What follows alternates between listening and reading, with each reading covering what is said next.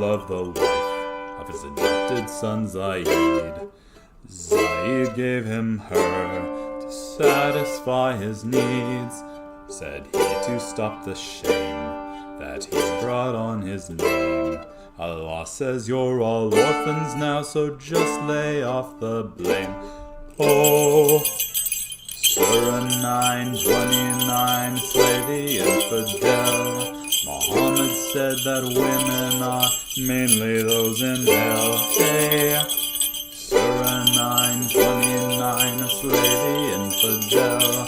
Muhammad said that women are mainly those in hell. Dashing through the mosque, holding in a fart, ablution not required unless the stinking starts. Well, at the morning prayer, I simply was not there. Shaitan, he peed in both my ears and made me unaware. Oh, Surah 9:29, slay the infidel. Muhammad said that women are mainly those in hell. Hey, Surah 9:29, slay the infidel. Muhammad said that women are mainly those in hell. For Muslims of today, Allah's words are not so clear. Can't give a blank book, say, please write Quran in here. But isn't this the book that's supposed to save men's souls? It's just like Yasser Qadi said, the narrative has holes. Hey, Surah 9:29, slay the infidel. Muhammad said that women are mainly those in hell. Hey, Surah 9:29, slay the infidel. Muhammad said that women are mainly those in hell. Mainly those in hell.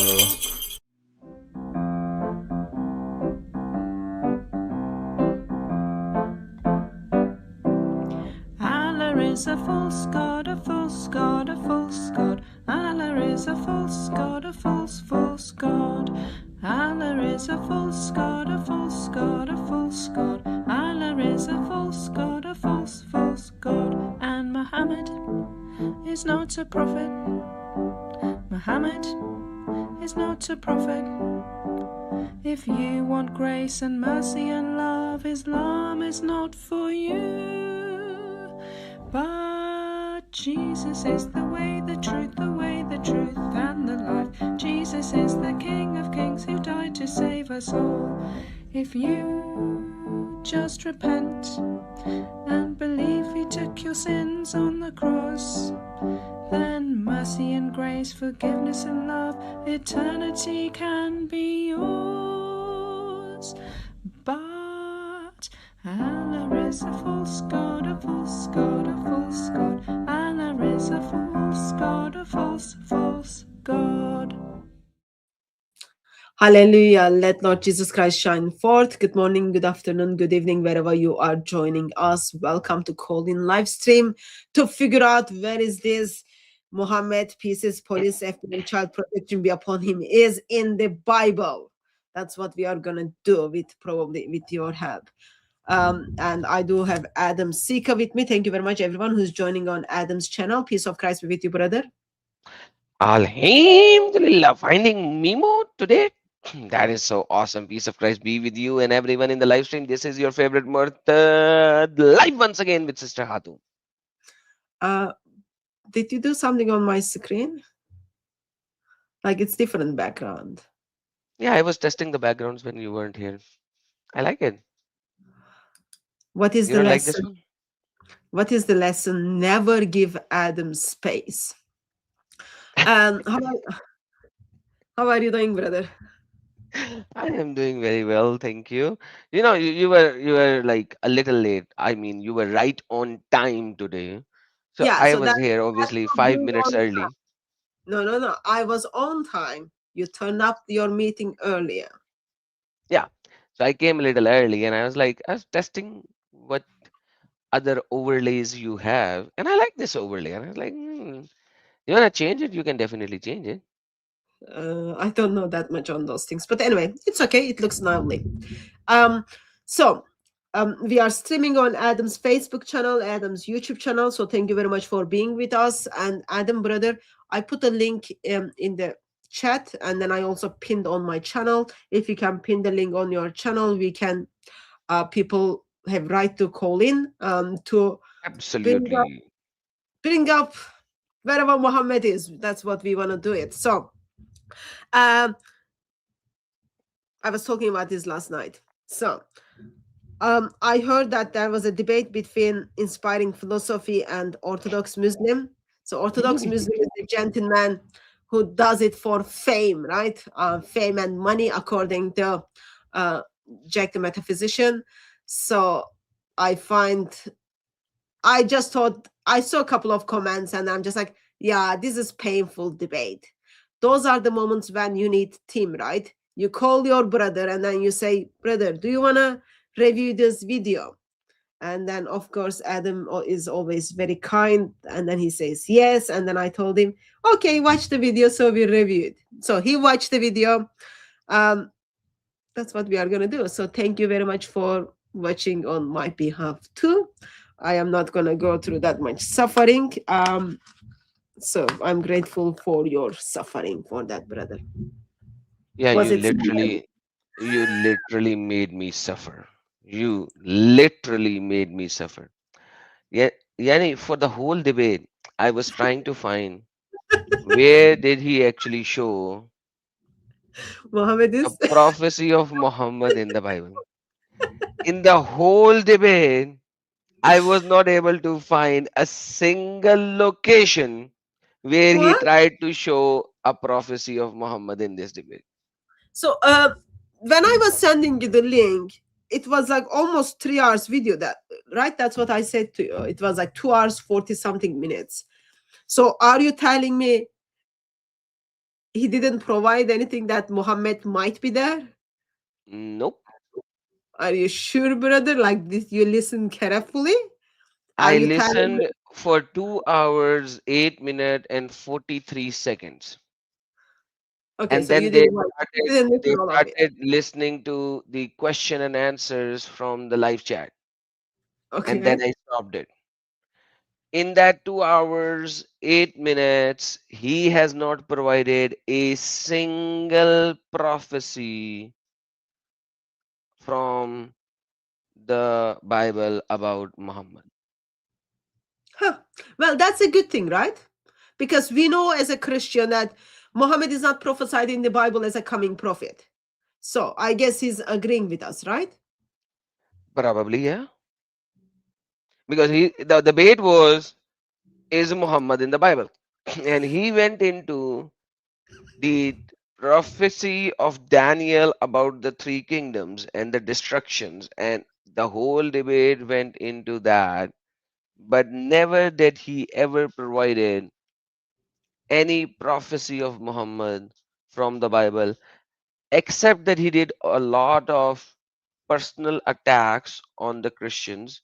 He did a lot of personal attacks on inspiring philosophy, calling him with all the names of the world that he can use on derogatory comments on the Bible, derogatory comments on IP. He did every possible, he used every possible tool of the world to make his Muslims think and assume that he is winning the debate, but never did he provide a single prophecy of Muhammad from the Bible. Huh. Um, well, I'm sorry that you went through that um, pain. I'm sorry to hear that people take their time, block out certain times, prepare for debates, or even travel for debates, all those kind of things, and then it turns out other side actually doesn't have any argument. It's I know from the experience that that's like literally waste of time, right? So is there anything we are gonna review, or like if you've got nothing?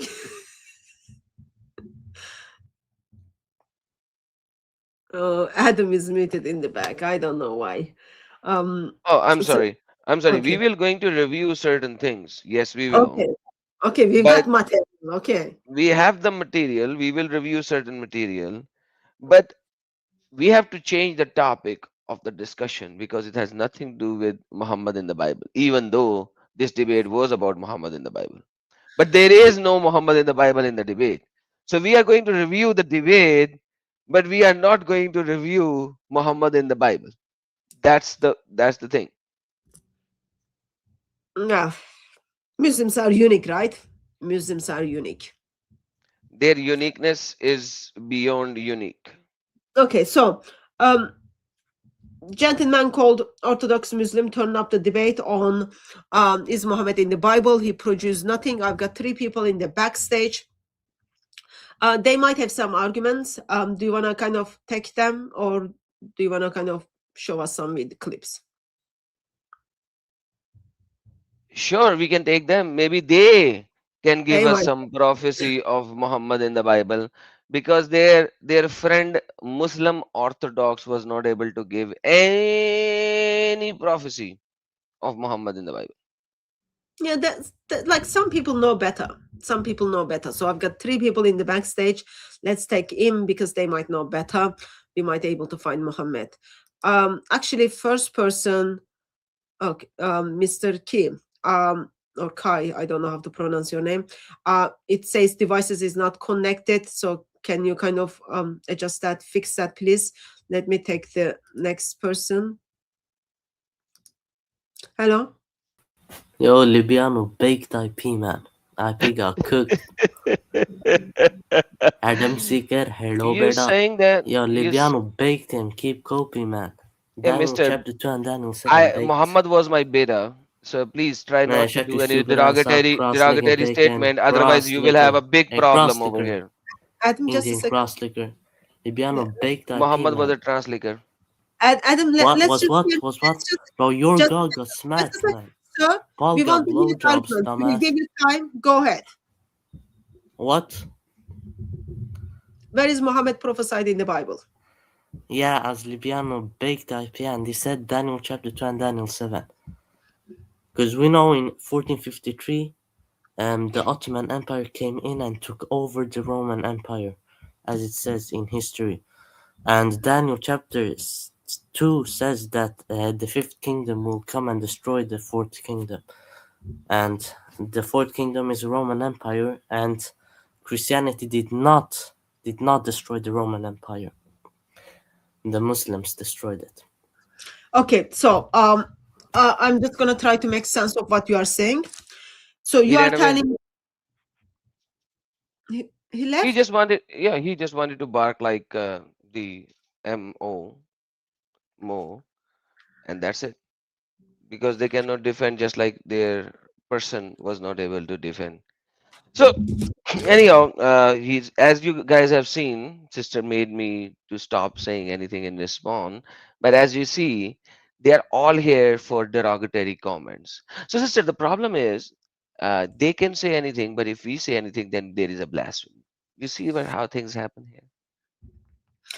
Yeah, I just wanted him to kind of pour his heart out, express his love to us, and then hopefully we were gonna get into the conversation.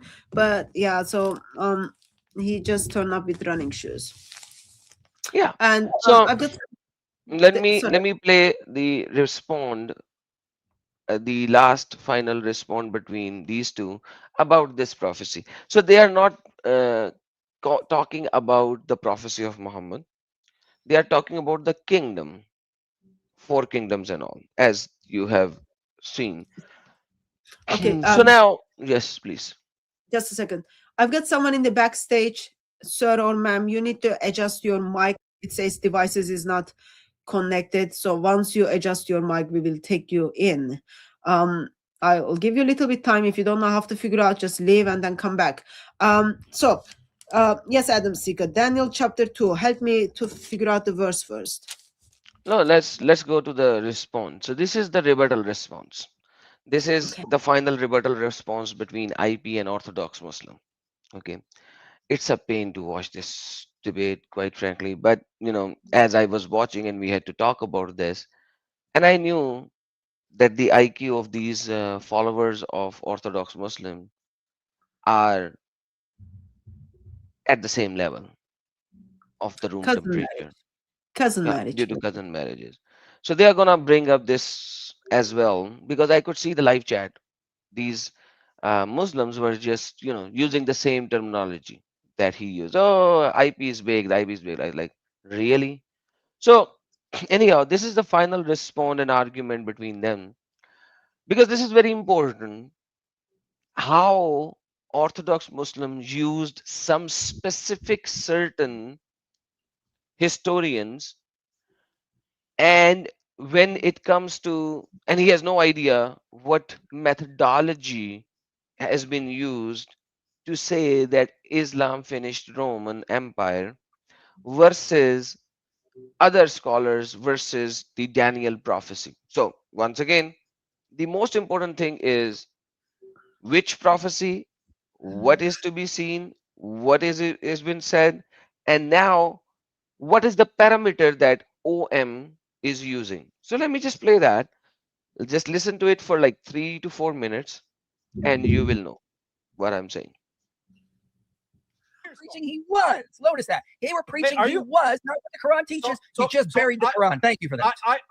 IP literally can't track. The Quran says it was made to appear so, and that was only shed light on. Oh, sorry. This is made to be. So sorry. Rome was ended in 1453. But remember, Mike Jones, I'm not making the argument that according to Daniel, it must be fulfilled by the Ottomans destroying Rome.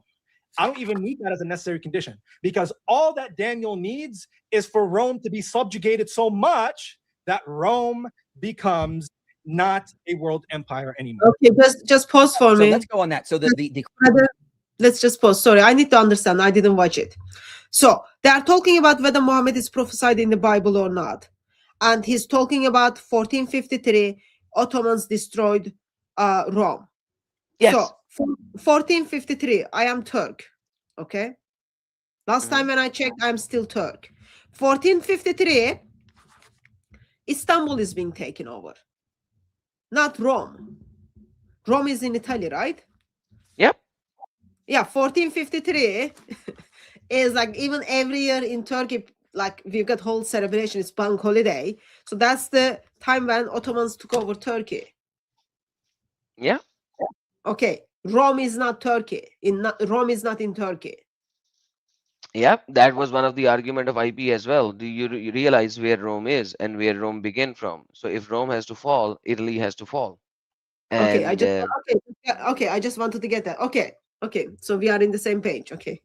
yeah, we are, but like when Muslims come up, they look at the argument. So they search the history, and then in this history they will search for certain specific people who would say certain things that will fit their need, and then they will proclaim it, and then they will not give you any evidence. So that's the whole idea, all right, behind this whole debate. That's why it was painful to watch. But let's play.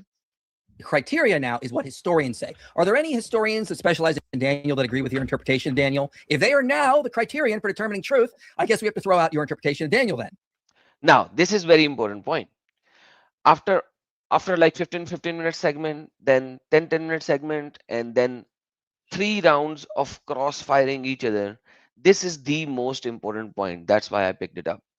So Libiano, the Orthodox Muslim, who is, I don't know what kind of a brain that he has, he is alluding to certain scholars, so-called quotes and quotes, that Rome fell in the 15th century. But he is not using any scholar for the Daniel prophecy. Rather, he is using his own interpretation for the Daniel's prophecy. That's how it is working. And that's what Mr. IP said over here right now. Do Okay, you want me so to rewind it no, I for got that everyone? part. Mhm. It's up to you.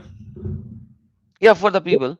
Maybe because like I just said it and I want them to see what IP said. That. You- Okay, so you again, Christianity on when this. did the Roman Empire end and how do you know it was 1453? What metric? According to scholarship, it ended 1453. That's what So if mainstream historians scholars say. say so- I'm answering your question. Are you a historian, Mike Jones? No, neither are you. But go on. Oh, okay. That's exactly why we appeal to people who are experts, because we're not historians, right, Mike Jones? So according to mainstream historians, Rome was ended in 1453. But remember, Mike Jones, I'm not making the argument that according to Daniel, it must be fulfilled by the Ottomans destroying Rome. I don't even need that as a necessary condition, because all that Daniel needs is for Rome to be subjugated so much that Rome becomes not a world empire anymore. Got it. So let's go on that. So the criteria now is what historians say. Are there any historians that specialize in Daniel that agree with your interpretation of Daniel? If they are now the criterion for determining truth, I guess we have to throw out your interpretation of Daniel then. What's my interpretation of Daniel? You think the stone is Islam, and no historians I can find say that. Yeah, that's beautiful. That's a good question. So when I appeal to historians on a specific point, it doesn't mean that I must accept the historian on every point. Why? Because I'm locally justified. Even IP is laughing right now. I don't know how Muslims would see this debate, and then they say that, oh, IP is big. I have no idea how they actually can say such a thing, even in the live chat, because there were a lot of Muslims in the live chat, and they were saying stuff like that. How do you think, after this kind of a stupid rebuttal from OM, they can still think that? Okay, so practical questions. Yes. Where is it in the Quran it talks about Rome to be destroyed? They claim it should be in Surah Rome. Okay.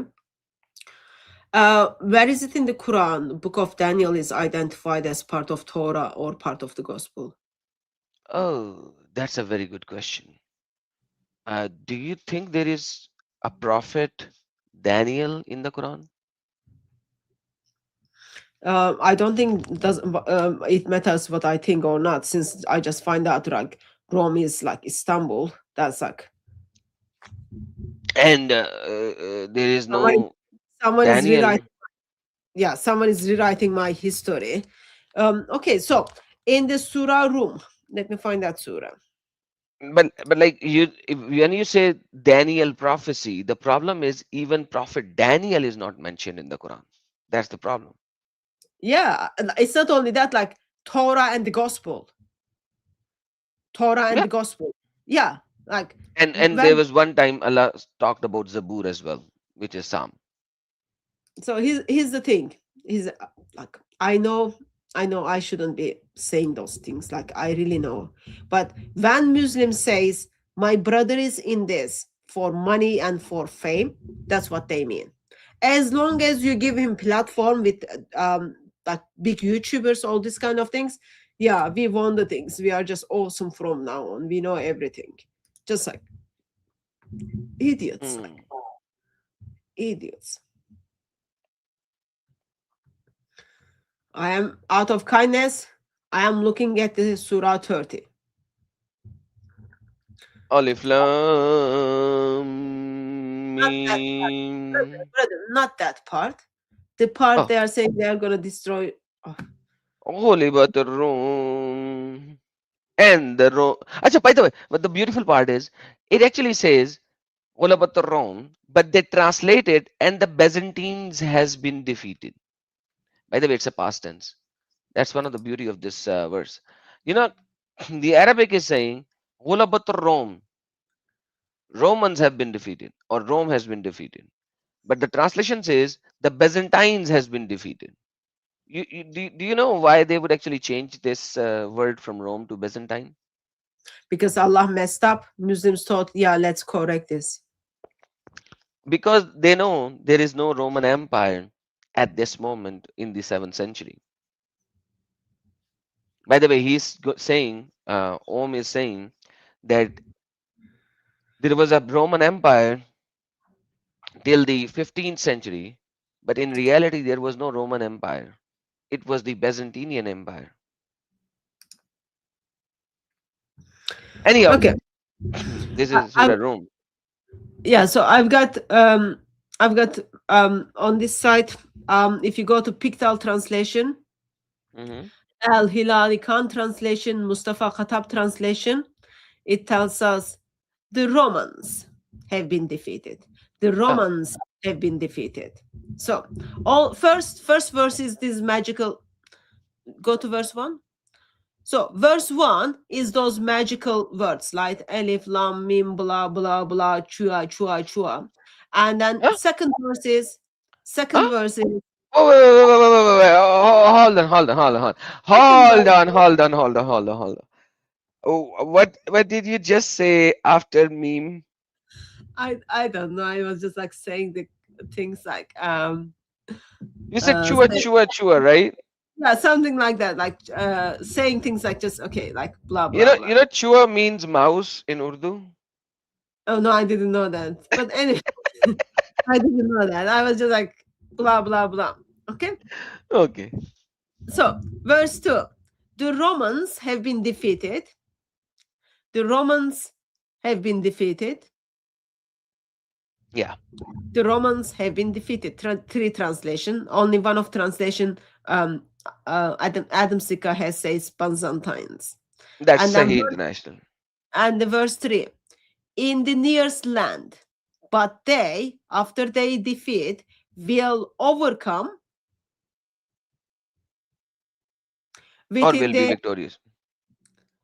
within 3 years to 9 years. The whole matter rests with Allah before and after victory. And on that day, the believers will rejoice. Okay, Hatun needs help right now. Brother, Yes. so they will be defeated when? They have already been defeated. It's a past tense. Go to verse 4. Then Allah, Allah. but they will be victorious. So if they are defeated, they'll be victorious again. Yeah. Within 3 to 9 years, وَبُغْضَ سَنَيْنِ, within 10 years, that's right, it should be. Allah is the command in the former case and in the later, and that the believer will rejoice. So in 10 years, within 10 years, they will be defeated again, and these believers will rejoice. Okay. So Ottomans took over Istanbul, Constantinople, in 1453. And Surah Rum is supposedly talking in the 7th century. So Allah's prophecy is apparently late by 7th century. 900 years. 700 years, sorry. 700 years. So His, so Allah is running behind for 700 years. Allah is late. approximately, give or take, 700 years late. How is this Just even make, just 700 years, sister. how is this Just even make sense that someone turns up the debate with this argument? actually, IP did not go over here. That is something that I think IP missed, because the problem is that IP is far more educated, had far more knowledge. So he was looking for how and when Roman Empire was defeated in essence and what is defeat in reality. So he was looking at how the interpretation of the defeat of Roman is being stated. Because if you look at when the Romans were defeated on the internet, the journal comment that you will receive, or journal statement from all most of the scholars you will receive, is 472 or 476. Why? Because that is when the actual Roman Empire was defeated, and it was made into multiple parts, and one of the part was the southern Eastern Roman Empire, which is then called the Byzantine Empire. So September 4th, 476 is the date when the Roman Empire was actually defeated, and then it had only the eastern part, which is now being called Byzantine Empire. So the whole idea is that in the debate, uh, OM actually tried to show that Roman Empire was one of the biggest empire. It overtook the whole world, and he showed some maps of the Roman Empire in completeness, in essence, in completeness. And then he went into this argument. Now, IP being, if I think sometimes when you have far more knowledge and the opponent is in an IQ of a room temperature in centigrades, not even in Fahrenheit, you have to dumb yourself down a little, which IP was not able to.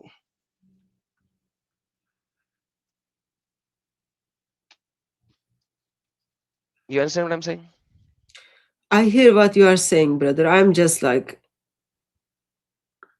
how stupid you need to be. That's all I'm thinking. So, Maybe 50 in the scale of IQ level. okay, so here's the first problem. Book of Daniel is not part of the Torah.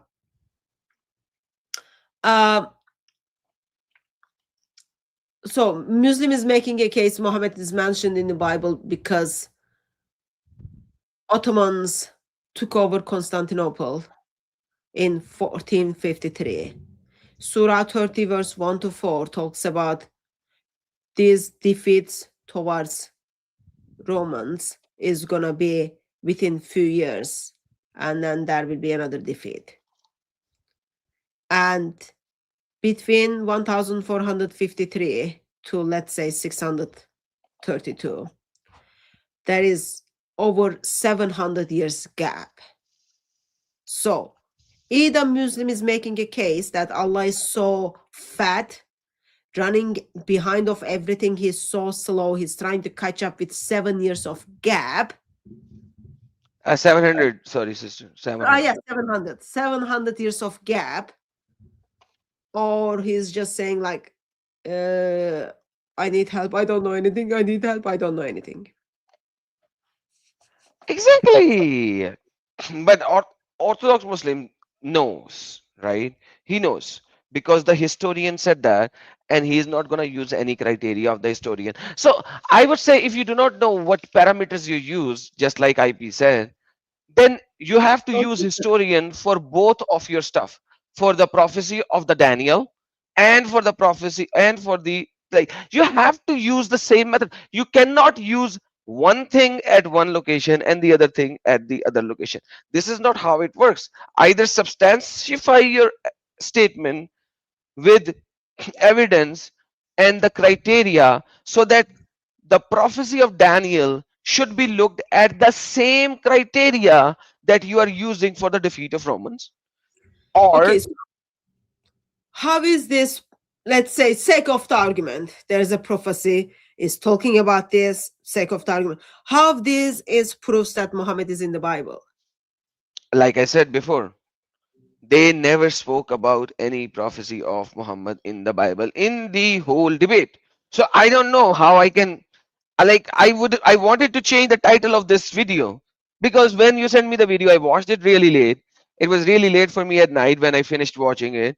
And then I didn't want to text you anything at that time, because like there is, like, he never spoke about any prophecy of Muhammad. I'm sorry, I can't do much about it.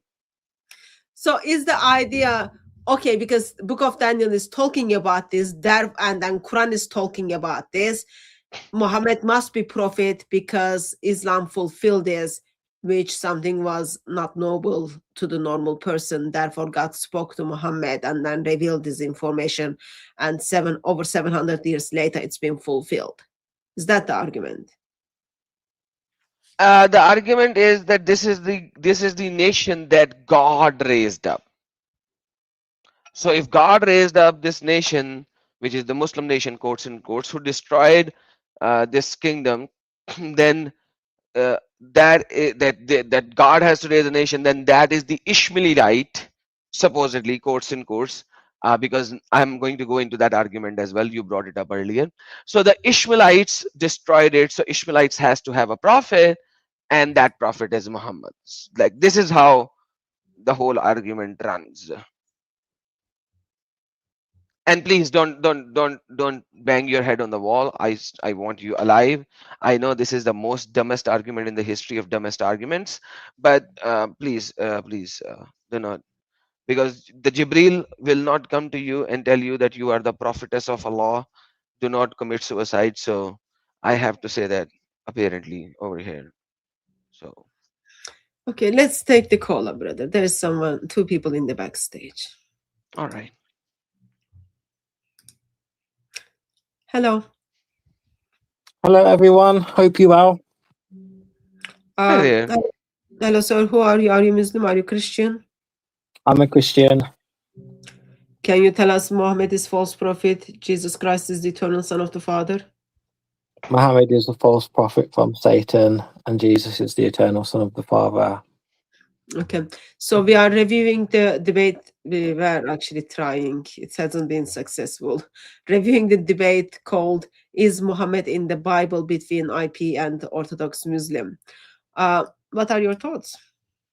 Yeah, I watched it yesterday. I caught up with a lot of it, and as Brother Adam says, it was painful because I thought, because I've heard this rhetoric from Muslims loads of times that Muhammad's prophesied in the Bible, but they got on to the Roman Empire, and I was thinking, it's a shame that it went off topic because I was hoping to hear something that I had never heard before. And then when they got into Daniel, I mean, something very, just my take, something very unique is about Daniel, because in the Bible, there's a lot of foreshadowing that goes on. And you have, for example, Joseph, who was not, of course, king of Egypt, but he was the top guy in Egypt running the government, so to speak. What we have with Daniel is a foreshadowing whereby he was a very unique prophet because he was the top guy in the government of two empires. So, of course, he was the top guy in the Babylonian Empire under Nebuchadnezzar, and also he was the top guy of the Persian Empire under King Cyrus. So what we have is a foreshadowing, and I wanted Mike to sort of relay this a little bit because it's obvious that the prophecy in Daniel is about Christianity, which was the official religion of both the Roman Empire, and it crossed over then later into the British Empire. And that's why it's a foreshadowing of Daniel, who oversaw two empires, as did Christianity, the Roman Empire, which was the biggest at that time. And then you had the British Empire, which was even bigger than the Roman Empire. And it's a foreshadowing of what Daniel is presenting.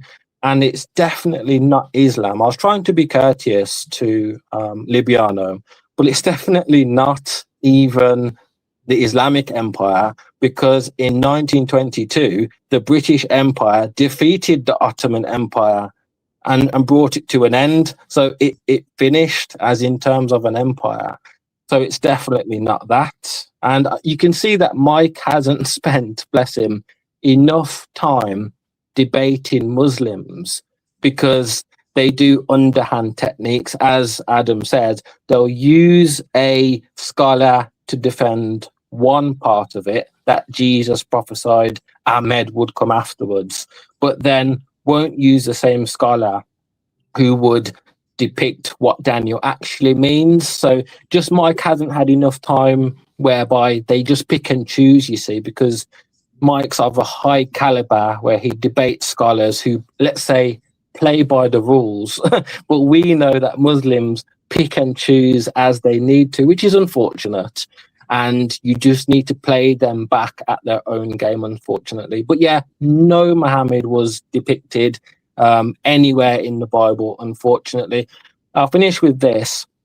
I thought that Libiano was gearing up to show clear evidence because, Adam, you saw this. Initially, he was showing prophecies from Matthew, a few of them, whereby some looked really strong and some looked, let's say, weaker. Some was a full sentence of prophecy. Some was just half a sentence of prophecy. So I'm like, okay, I can go with you on that, but then didn't show Muhammad in any way other than in the Songs of Solomon, that one word, he is altogether lovely, then means that is the Prophet Muhammad written about in a love story between a man and a woman, which Mike he shouldn't have let that go. He kind of accepted. He did say, "Yeah, I can accept that as being a typology, and that's wrong. You shouldn't have one word which means Muhammad, and it doesn't even." So that was a little bit unfortunate. So that's not unfortunate. That was not even his base case. So that is why I wasn't even. So that wasn't even his base case. He was saying in a rhetorical manner that you as a Christian uses certain verses of Matthew, even Matthew is using it from the Old Testament in a typological form or manner. And then he brought up this Songs of Solomon, but he did not say this is where Muhammad is. He knew the problem over there, so he did not even made its case over there. That was just a flow in his first 15 minutes rhetorical stupidity. So that wasn't even his case. He was just comparing in a manner, but the base case that he established for 10 minutes, which was his base case, was this one. So his idea was to show that the prophecies, certain prophecies are not very clear. That's what he is saying. And using Yeah, a triphologically manner, he was trying to prove Roman Empire. That's it. So he wasn't even claiming that that was actually a prophecy. So if he's rejecting the prophecy of Jesus from Matthew using certain verses, then he is also rejecting that Muhammadan in the Songs of Solomon. So that was him rejecting that because he said that I'm going to reject this, and this. So then he went into that. So that is why IP has to ignore it as well, because he himself did not proclaimed it as a prophecy. So you need to watch it carefully to know how it actually happened. If yeah, he would have given that as a prophecy, dude, that would be embarrassing in itself as well. yeah, very much so. And before that, remember when they were speaking about when Matthew says he will be called a Nazarene? So we know that the place Nazareth just simply means branch, and the Hebrew word Naztar that actually means branch. So Liviana was trying to do a sleight of hand, meaning you No, could but have like two the words that problem are is similar, but they the actually problem. mean the same thing. No, it doesn't matter right now. That wasn't the part of the debate, and that's what IP said as well. He said this is not the part of the debate. So whether the prophecies however the prophecies are interpreted in the Bible is not the part of the debate. The debate is Muhammad in the Bible. So Jesus's prophecies, Correct. Jesus's location, and that's what he said in his first opening statement as well. He's like, why are you even going there? You spent like 6 minutes, 5 to 6 minutes on this thing, which is not even part of a debate.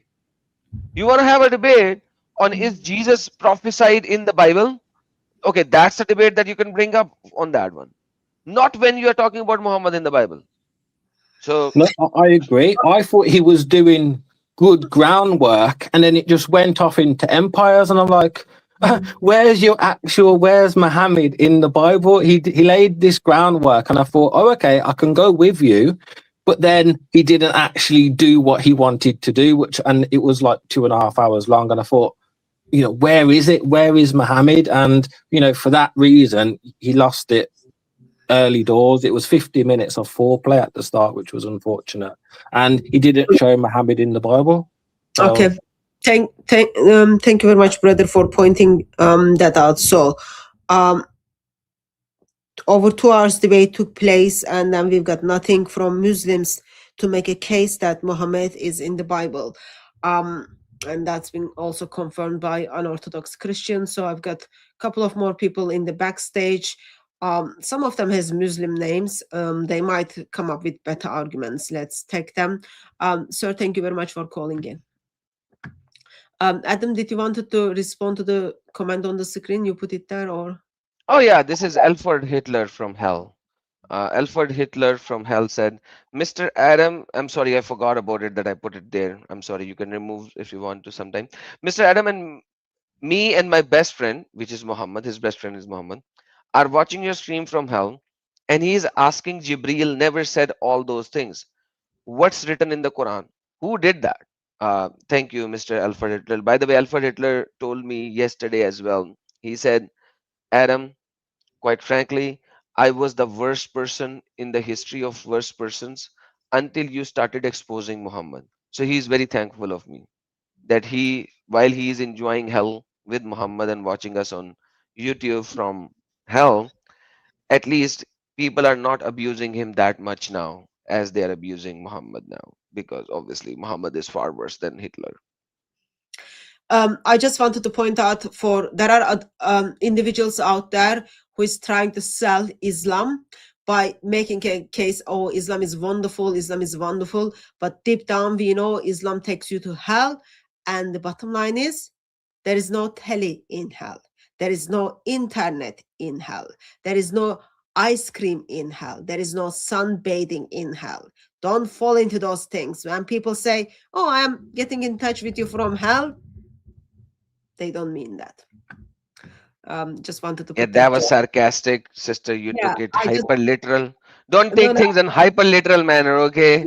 The moment you cut me off, I was about to say, like, I just wanted to make that joke, but no. Okay, so You make a joke so seriously that nobody understands it's a joke. You have to smile and laugh to tell us it's a joke, sister. okay, brother, I'll give you warnings before I make jokes from now on. Okay, let me take the next person. Actually, let's focus. Yes, please. Hello, Hello, am I audible? sound check, sir. Let's adjust your sound. Am I audible? Can you hear me? Your sound is funny. I don't know what is the term. It's not as clear as it's supposed to be. How He about now? actually moved his mic 200%. So when this happens, the mic cannot sustain that. So I've made it automatic. So speak a sentence, full sentence. Okay, how about now? Is it okay? Much better. Much better, okay. Sir, are you Muslim? Are you Christian? I'm a Muslim. I have talked a couple of times with Adam Yeah. Seeker. I think he remembers me. Okay, sir. Okay. So Mr. Muslim, where is it Muhammad mentioned in the Bible?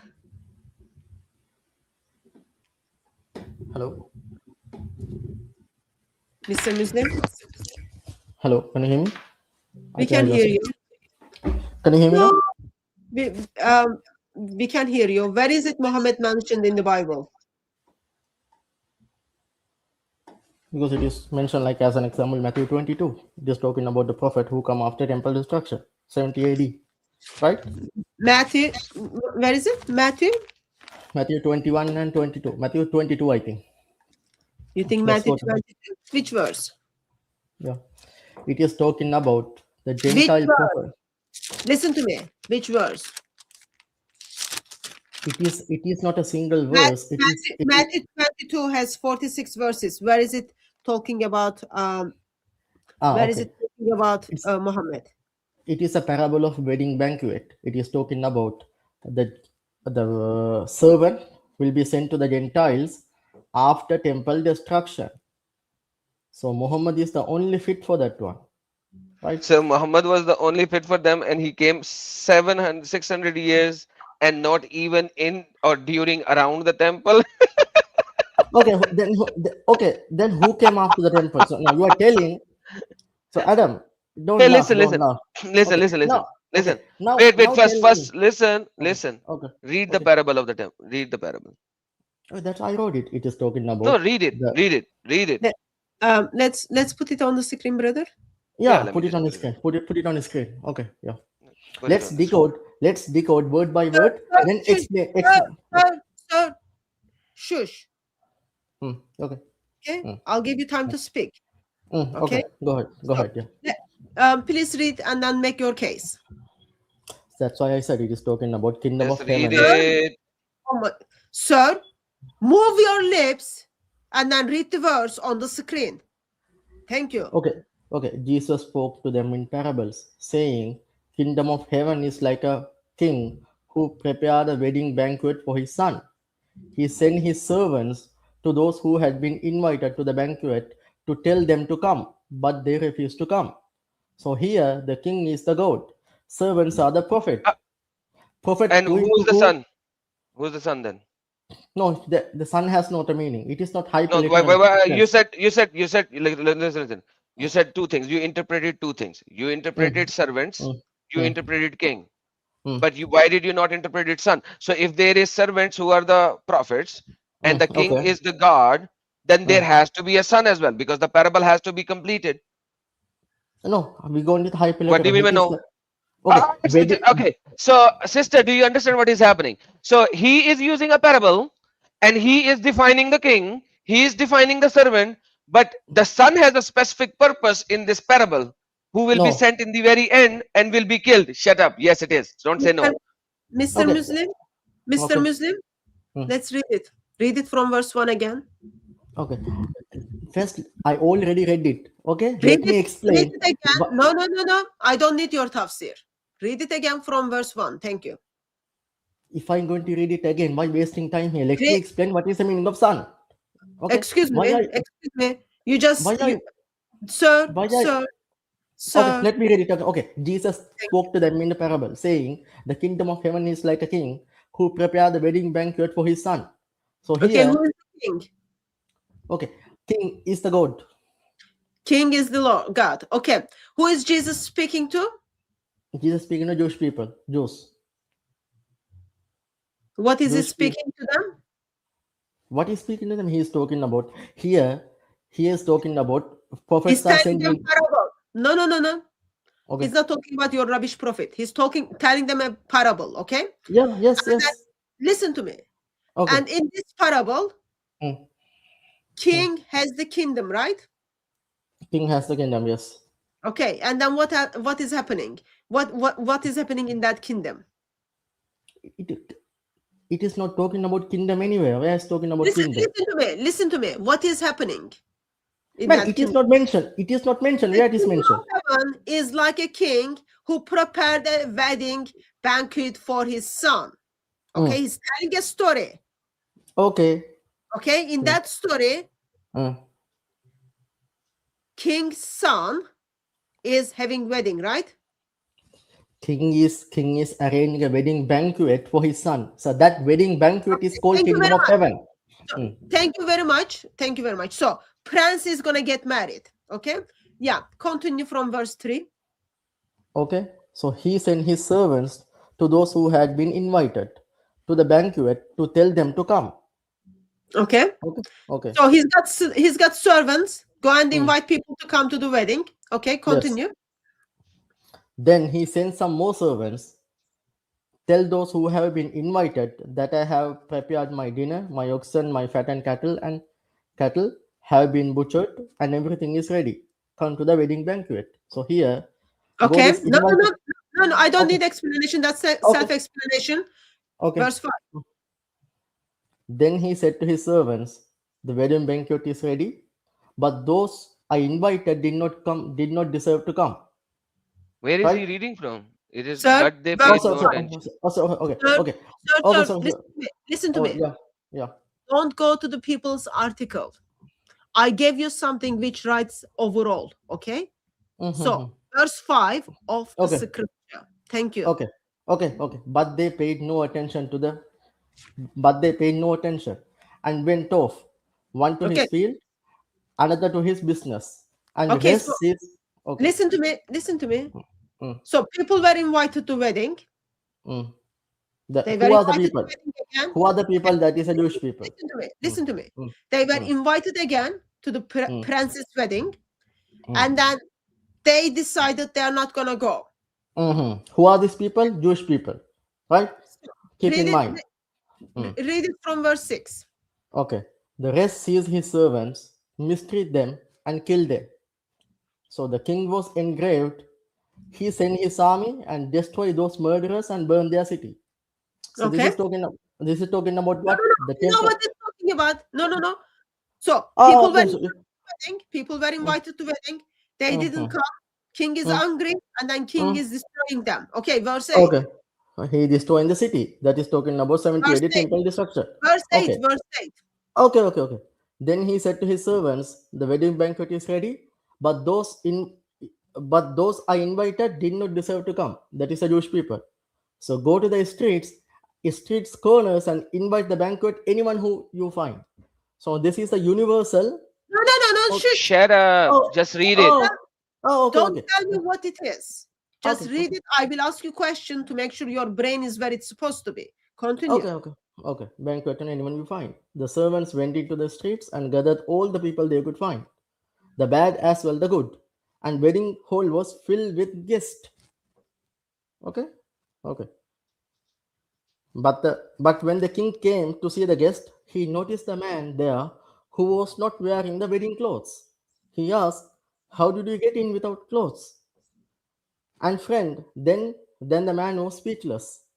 Then the king told the attendants, tie him hand and foot, and throw him outside into the darkness, where there will be weeping and gnashing of teeth. For many are invited, but few are chosen. Okay, so thank you very much for reading. I really Okay. appreciate. So, can you just tell me the story, the parable? What is the difference between parable? Sorry, what is parable? A parable is Jesus talking this parable. It What can is be a parable? message. What is parable? It is talking in hyperbolic language. It's not literal What is language. parable? That's why I said it is speaking in What is hyperbolic language. parable? What is parable? That's what I said. If my What answer is is wrong, parable? that's what I said, Hatun. Parable is story. Parables are stories. I told Okay? you this hyperbolic language. Okay, No. stories. Shush, Okay, shush. stories. So, Okay, parable. stories. What Okay. is prophecy? Prophecy is something happening in future. Okay, so if someone is telling a parable, why do you think that's a prophecy? In the parable, there's a prophecy, right? Jesus telling something happen in future. That is a prophecy. This is No. future event. No. No. No. This is Nope. This is Nope. not a future event. Nope. This is Nope. Now let me ask my next question. Okay. So when is this happening? This is When is supposed to this happen. story? When is this story is being happening? When it's happening, when this is Jesus speak to him before when he is teaching to them. Okay, so Jesus is his lifetime, right? Yeah, his lifetime, yes. Okay, thank you. And Jesus died around 33 AD. Okay. 33 AD, not 23, 34, I think. 33, 34 AD. I said around. Around 33 AD. Around 33 AD. Yeah, around you said 23. It is 33, not 20. Where is the 23 and where's the 23 and where's the 33? Mr. Muslim, thank you very much for confirming. First of all, Jesus died. And thank you very much for confirming that this is around 33 AD. So, okay. So, how did you come to conclusion? First of all, this is prophecy. Okay. And secondly, how did you come to conclusion this is talking about the temple? Okay. Because this is a prophecy. When any prophet talking about future event, that is a prophecy. Shush. You just told me, we just agreed that this is parable. Okay. How did you come to conclusion this parable is talking about temple? How did you come to conclusion this parable is talking about Muhammad? Okay, that's what I'm telling here. You don't let me speak. I'm telling here within this parable there's a prophecy. Prophecy is some prophet when he talk about future event. Any prophet who talking about future event, that is a prophecy. Right? So when Jesus talking about future event, that is a prophecy. Because it should happen. Jesus is telling a parable. Yeah, parable is a story. No, it's not past tense. When he talking about future, that is a prophecy. Jesus telling a story about the future. Adam, brother. Oh, you're going to give me. Adam, brother. Give me out now? Yes. Brother, when was the last time you tell the story and then you give examples? Linked with future? Adam is not a prophet, right? Adam is not a prophet, Hatun. I am a prophet. Talking about when I am far better prophet than Muhammad because obviously he is the utmost false prophet in the history of false prophet. I am a little less false prophet, so okay. I can tell parables and stories as a false prophet. Mr. Muslim, this is about the ministry of Jesus. Okay, it is not about prophecy linked with Muhammad at all, or any coming prophets at all. Okay, Yeah, of so course it is. Of Jesus, course it is. no, it If is you not. man, Hatun, your own church fathers are telling this is talking about temple destruction. You are telling not. Should I go to you or should I go to your church fathers? Right? You are more You should knowledgeable believe than in your the church Bible. fathers. You Huh? should be, you should believe in the Bible. You should believe in the Bible. So Well, your explanation is and terrible, right?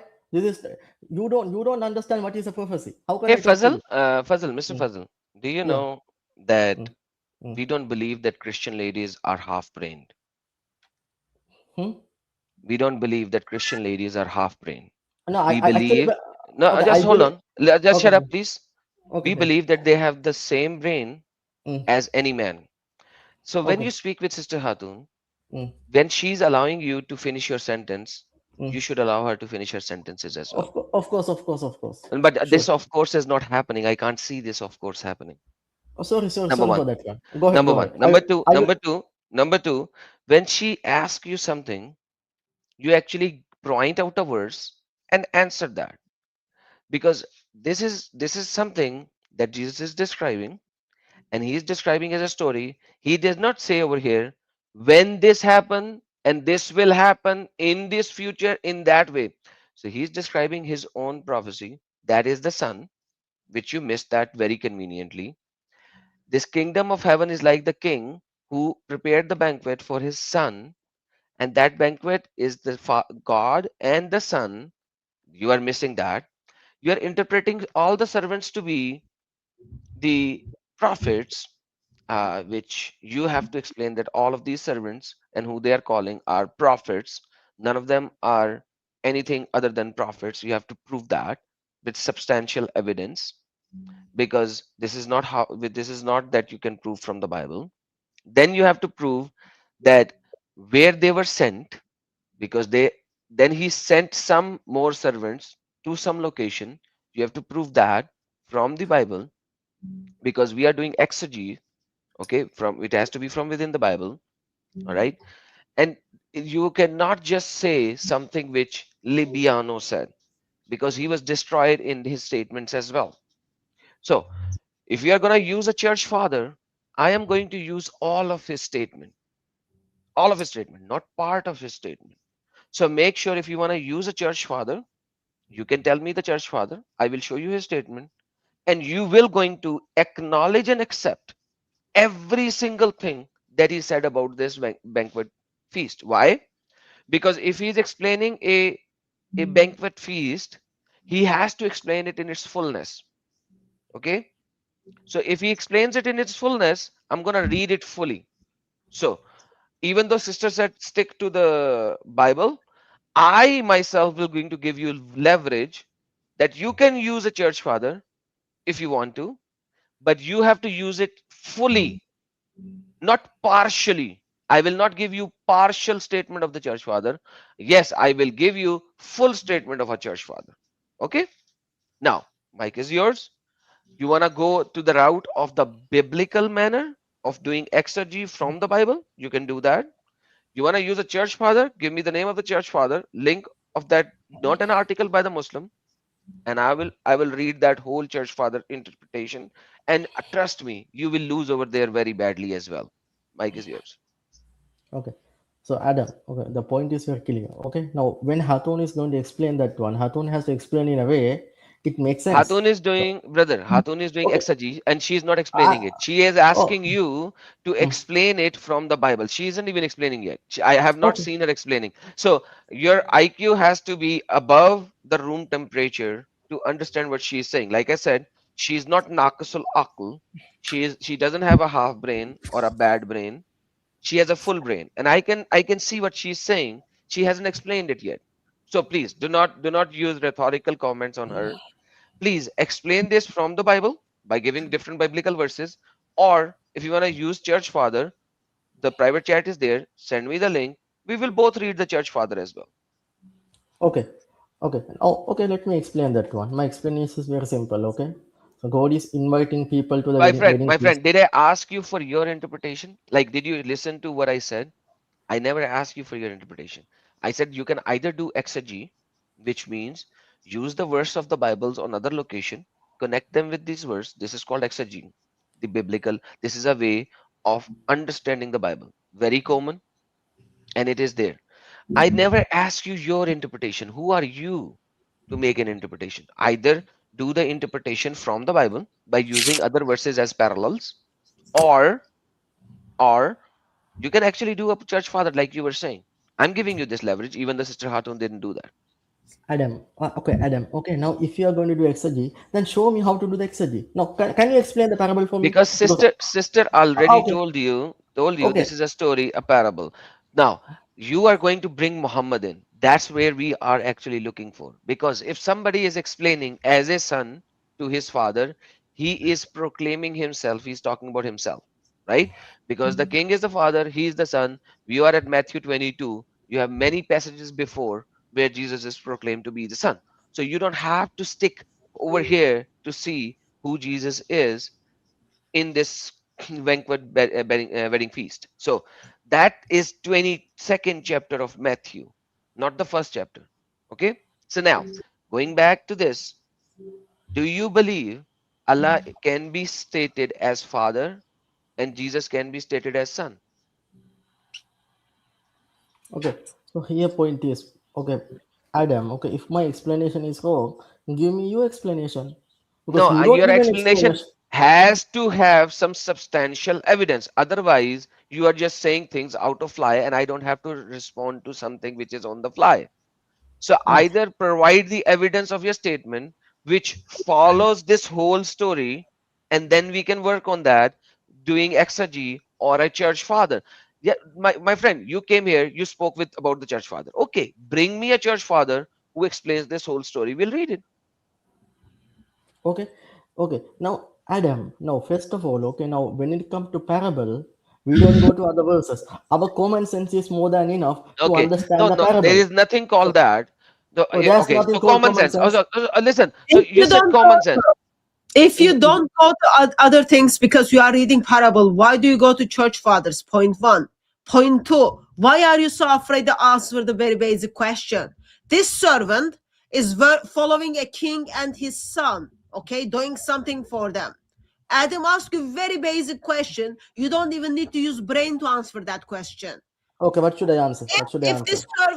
this servant is about Muhammad, is Yeah. Muhammad saying king has his eternal son? That's very basic question Adam is asking. You cried out, church father, church father, church father. How many times Adam asked you, put the link in the chat so he's gonna read it? Like, why is it so, like, seriously, which part of your body are you thinking? Man, It okay, I doesn't can. have to be that difficult. Put the link in the private chat. Adam is gonna read it. Adam is much generous than me. Come on, Okay, like, pull okay, yourself together, cover yourself up, get on with business. okay, okay. Give me some time. I will put the link in the chat. Okay, it is talking Okay, about take your temple time. destruction. Take your time. Okay, Take your okay, before. time. Mute yourself. Okay, Take your time. We'll talk with somebody else, and we will wait for you once you put the link in. And by the way, remember, I don't want to read a Muslim article. I want to read the church father oh yeah, of course. It's a, statements from I there. thought Yes. church Yeah. father is not a Okay. Muslim, right? Let me Okay, do the sir. church father. Sir, when you are ready, put the link in the chat. We will take you in. Okay, once we Okay. finish with the conversation. Okay. So now, Adam, brother, I need a little Yes, bit sister. help here. Yes, sister. This is just for the audience. Okay. Hmm. So we are looking at a parable. Okay. Yes. King has a son, and there's a wedding feast for the son. Servant is going Absolutely. out inviting people. People are not going. Servant is going out inviting people again. People are not coming. And then what does king do? King says, this invitation open to everyone, bring everyone. And then Hmm. someone turns up without the right outfit who is not belong to the wedding. And then that man is being thrown out, simply coming to the wedding without the proper dress, right? So essentials people. Don't fall into these idiot Muslims who don't even use their brain to think. What is the key topics? Judgment. There is a judgment for unfaithful Israel. Okay? An invitation to come to the kingdom is for all. Hmm. Okay? Absolutely. That's what it is. That's what it is. So if anyone is forcing Muhammad in it, Adam point out that king must have a son. Adam Muslim point out, the son dies, right? The very thing Islam stands up to be against it. I Absolutely. don't understand how Muslims are telling me, okay, this is happening after temple is being destroyed, and then Muhammad comes. Like, think even without your brain. What is the year temple get destroyed? 70 AD. When is the year this idiot prophet Muhammad stepped into the world? Almost 600 years after that. Yeah. Like, seriously. By the way, you do realize that one of the beautiful things that Orthodox Muslim actually said was that disciple did not know that Jesus was not crucified. Do you know that? Disciples didn't know Jesus wasn't crucified. Yeah. So when Allah made a shubha, so disciple was also in that makar of Allah, in that plotting of Allah, scheming of Allah, in that deception of Allah. So disciples also got deceived by Allah.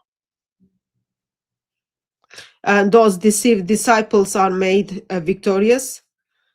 Allah is messed up. Allah is messed up. Okay, so put that on a side note. We talk about that. Because this is very important as well, because of this, what this guy was saying, it's also very important. It's part of this debate. So let me show that if you want, because there is some CRZ Muslim who's coming in and out pretty fast. But this is very important as well, because this is part of this discussion. That's why he was going there as well. So check this out. Jones. Your position is that these parables somehow predict the coming of Islam. No, I understand, but what is my position on the historical authenticity of the crucifixion of Christ? I don't know. You've not actually said it, but I'm curious. So how do you know that it refutes my position? Sorry? Why they are talking about crucifixion of Jesus in a debate where is Muhammad? Because this same parable was brought up by Orthodox Muslim as well. In this rebuttals now, this parable was brought up as well. 70 AD. So every single Muslim who's coming here and saying something, it is saying from this debate. But once again, he did not substantiated this. He just said it in a fly so that Muslim will come up and start using, and then they will be destroyed and demolished. So this is the background. That is why this is very important. This Muslim who was here was saying everything which is actually part of this debate. So that is why this crucifixion came up, because this is the same parable that he spoke, and he said after 70 AD only Muhammad came, and then he just flew into the crucifixion. So that is why, like, he gave this, but he did not establish it. So that's the point. But like, look what happens afterwards, because that is the son who's being crucified. Position, if you don't know my position. Well, then tell me your position instead of just not saying it. Oh, beautiful. So you don't know. All right. So Jesus was, so you said Jesus was historically crucified and died. My position is that's exactly what the Quran says in terms of the historical context. There's two claims the Quran makes. It makes a historical natural claim and a supernatural claim. The historical claim is that according to the attestation, people would have said Jesus died. But supernaturally, he didn't actually die, but he was raised. That's why the Quran says it was made to appear so. Now, Michael Jones, if the Quran says God made it appear ad hoc, but okay, that's just ad hoc. If the Quran, you asked for my position, you said this contradicts my position. It's an ad hoc position. You can hold to it. All right, so let's see if it contradicts. You said it contradicts, Mike. Don't run. The Quran saying it seemed to appear so. Would we expect anybody to say that he wasn't crucified? The Quran said God made it appear so. We would say that again. That doesn't make sense. If the Quran, open up your ears. If the Quran says God made it appear so, do we expect any attestation to say otherwise? To say that he wasn't? Yeah, absolutely. His disciples were to reported it. Yeah, his disciples were there, and it was made to appear so. Are you stupid? So his disciples didn't know the truth. They weren't actually teaching Islam. They were teaching Christianity. Great, that's great. Hold on. Right. So Oh, no, man. just chill on our hominids, man. Just chill, man. All You right, just all have right, your all right. conversing, brother. I got Yeah, I got you. just All right. chop it up. Just So chop it Ibn- up, right, man. That's all you gotta do. All right, I You got know? you. I got you. So Ibn, That's the moderator speaking because he's using so much derogatory comments. Ibn Right. Taymiyyah says that we have no problem saying that the earliest followers believe Jesus died. You said, oh, you consider Christianity. No, because even according to Paul, the mere crucifixion doesn't establish Christianity. Christianity necessitates crucifixion. Crucifixion doesn't necessitate Christianity. So again, if God made it appear so, do we expect any attestation to say otherwise? We would expect people that were preaching the beliefs of Islam, like the disciples, God. to say that he was taken to heaven. That's not what I asked. I said, according to Islam, it was made to appear so. So, Mhm. according You're to not getting Islam, it was made to appear so. Do we expect any historical attestation to say otherwise? I've answered you, yes, the people that were supposedly preaching Islam, like the disciples, for example, because the Quran says Sir. the disciples were Muslims. So therefore, they should be believing what Islam teaches, and they So didn't according say to- that. According to you, they were according deceived. to The us, Quran the is wrong, and they disciples- thought Jesus was crucified. So, Mike, according to me, did the disciples think Jesus was crucified? I don't know. You not said your position. I'm curious. Oh, if you now you're contradict the Quran, confused? but go ahead. You just Well, said you- if they were Muslim, that means they were preaching that he wasn't crucified. Is that what you just said? That would be what? Yeah, that'd have to be the case because that's what the Quran says. All right, That's what Muslims supposed to it believe. doesn't, it doesn't follow because the Quran never says the disciples knew that he wasn't crucified. What does it say in the Quran? Oh, so they were preaching he was crucified. They believed he was crucified, and that doesn't necessitate Christianity. Okay, you guys heard it here. Libiano thinks the disciples Yep. were preaching Jesus was crucified. Okay, That's great. exactly So what you Ibn just Taymiyyah threw says. people like Ibn That's Kathir exactly under what the our bus who scholarship said the says. disciples knew this. The disciples Is this, he's Ibn Kathir under the bus. this is not responding. This is Thank you so very much. I know, sister, you were so wanted to say a lot of stuff, but you know, I had to finish it. Ibn Kathir under the bus and so many other scholars on the bus. At the end of the day, disciples were not Muslim to begin with now because they preached crucifixion and the resurrection. IP did not bring up the resurrection in it, but fair enough. Yes, what do you have to say? Let me just make a point. First of all, okay, let's say sake of the argument, since Allah deceived and then made it appear that disciples thought that Jesus was crucified, therefore they preached that message. On the story goes on, okay? Jesus himself comes and then meets with his disciples. That is great opportunity for Jesus, according to Muslims, the sinless prophet, to turn all mankind and then say, guys, rest in peace. I am not crucified. I'm just going up to Allah, or I'm taking to Allah. That is great opportunity for Jesus to clarify everything. What he did. Put your hands. Put your hands. Touch me. Yeah. He confirmed his crucifixion. He confirmed his resurrection, idiot Muslim. Like seriously, like there is a, okay, you can be idiot. I've got no problem with that. Okay? When you like pay to be idiot, that's painful. That's like really painful. You have no problem that Allah is deceiving everyone, even though these disciples whom Allah is making victorious and making them to believe Jesus is crucified, and those people believed in his crucifixion and his resurrection, they were given to the lions. They were crucified upside down. And then you just step in and then tell us, well, they wouldn't know any better because that's what they believed. Yeah, and then you've got whom? Jesus comes after his resurrection, speaks to people, eats with people, confirms his death and his resurrection. You are telling me, well, Allah didn't know any better, choose to deceive all of his disciples and everyone, including Jesus here, so that Allah is going to send caravan robber in 7th century to tell people, oh, love, by the way, Jesus didn't die. How idiot you need to be. Very idiot. Sorry, All right, brother. so Like, no, when I, people I, come up I, with that very idiot I, arguments, it's just like painful. I can feel your pain. I can feel your pain. But like that's why I had to bring that up. Okay. You know, when these people are actually saying certain stuff, I can remember the parts of the debate where these things are coming up. So it's something marvelous. Like I can see that they don't even validate and verify. By the way, Fazal is here and he sent the link. So if with your permission, may I bring him up? Sure. Yes, Mr. Fazal. Where is this one? Yes, Mr. Fazal. I can't hear you, man. Sir, speak to Mike. Sir, speak to Mike. Okay, just like okay. No, we Once can't hear him. Yeah, once he learns to speak to Mike, he can come back. No, he he brought me the link. So I really, Yeah, really want to talk. yeah, but he needs to fix his mic. Yeah. Sound check, sir. Sound check. Muhammad is false prophet. Don't be like him. Yeah, I can't hear you, sir. Adjust your mic. Okay, keep him there and let's bring the other guy as well. Yeah, he's So in the. You mean put him on the stage? yeah, in the back. He'll be in the back. If he starts Yeah. speaking, we will ask him to mute his mic at that time. Okay. Hello? Let's Can you hear take me it. now? Hello. Can you hear me? Okay, right now who?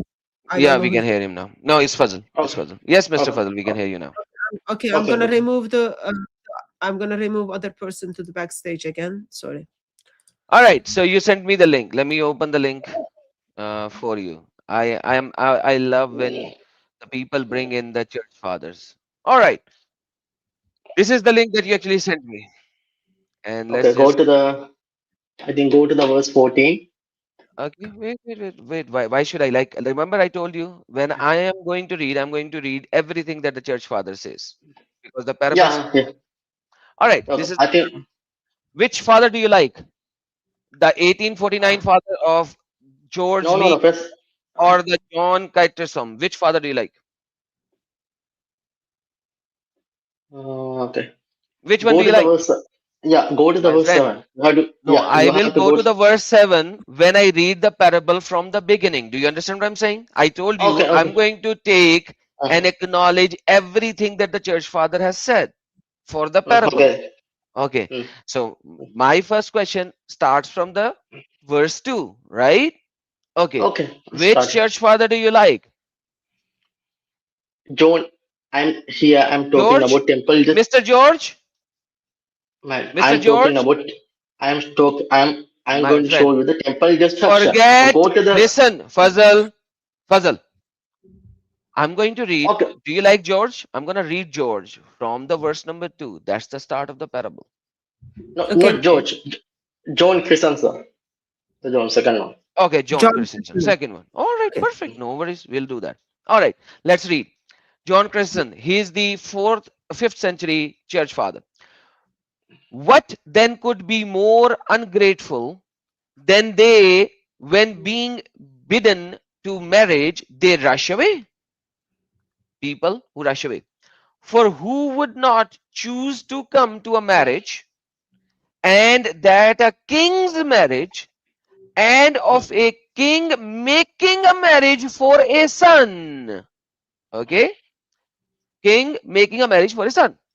And whereof is it called a marriage?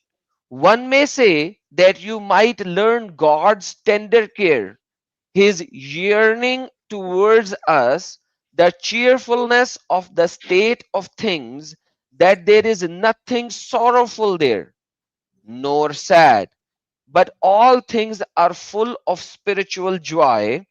Therefore also John the apostle calls him a bridegroom. Who does John calls bridegroom? Jesus, FYI, if you don't know. You can check that out in First John. Therefore, Paul again says, for I have espoused you to one husband. Who is Paul referring to in the Corinthians chapter number 11 verse number 2? Jesus. Corinthians chapter number 11 verse number 2. And this is a great mystery, but I speak concerning Christ and the church. Ephesians 5:32. When why then is not the bride said? to be espoused to him, but to the Son. Who is the Son here?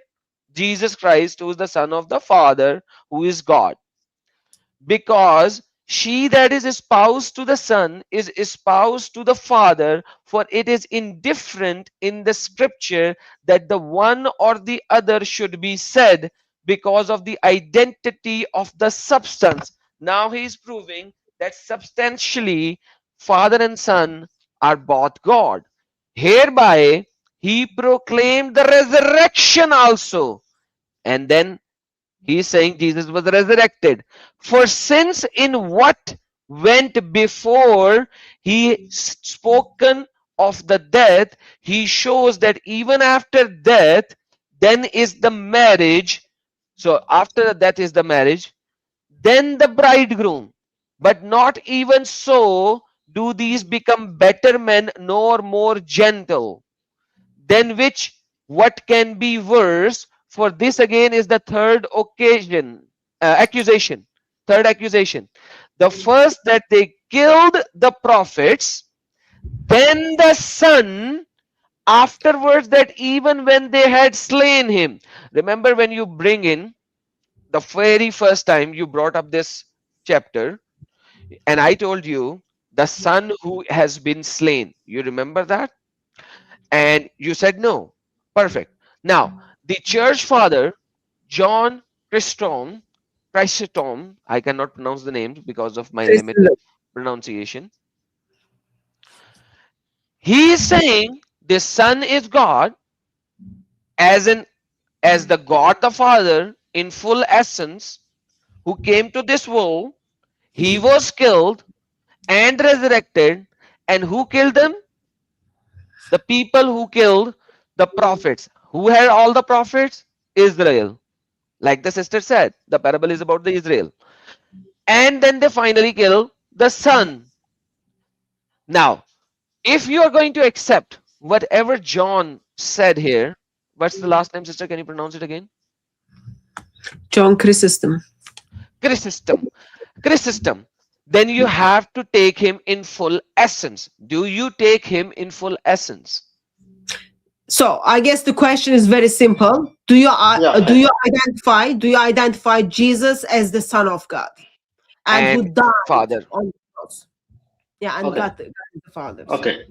Adam, you okay? Now let me speak. Okay, man. Okay, I have to agree with the John Chrysostom only when he agree with the Bible.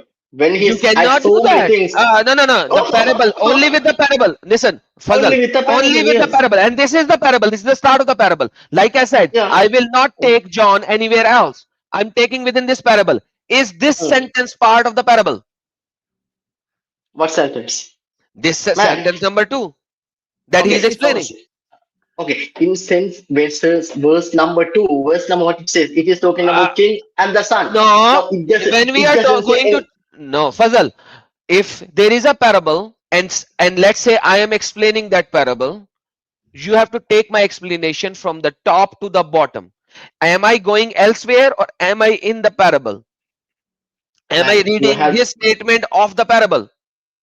In his statement, he talk about so many things that has nothing to do with the parable. It has to do because it look the parable says the king and his son, and I asked you 200 times who is the king, who is the son. I told you the king is the goat. He a son referring to the wedding banquet.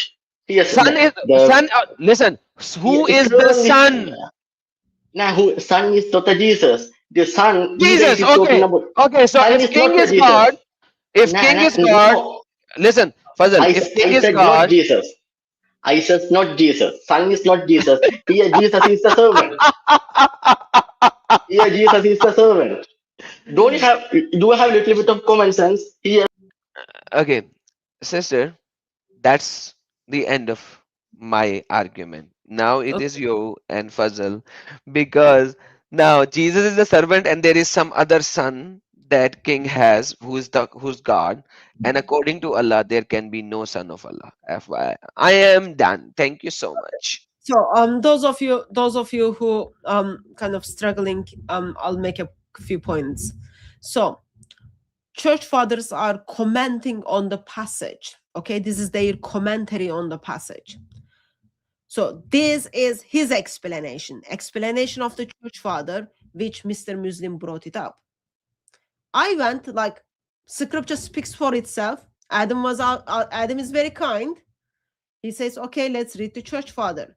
That church father identifies just within first few verses, okay? Just this is verse 2. Identifies God as who is father, identifies Jesus as the son of God, identifies Jesus as someone who died, okay? The very three things Islam is against it. So therefore, don't you think it is like paid extra double stupidness of Muslims when they are trying to force Muhammad into parable by simply saying, well, Jesus is a servant. This servant is talking about Muhammad as tempo is going to get distracted. If you even like go, if you say, okay, I'm going to be that stupid and I'm going to take your argument face value. Like, remember when was tempo got destroyed? 70 AD. And you are telling me this, like, while Muhammad is like from 7th century, you are simply telling me, well, this is talking about Muhammad? No, it can't. Practically, it can't. From 70 AD to 700. Like, no. Church fathers are not backing you up.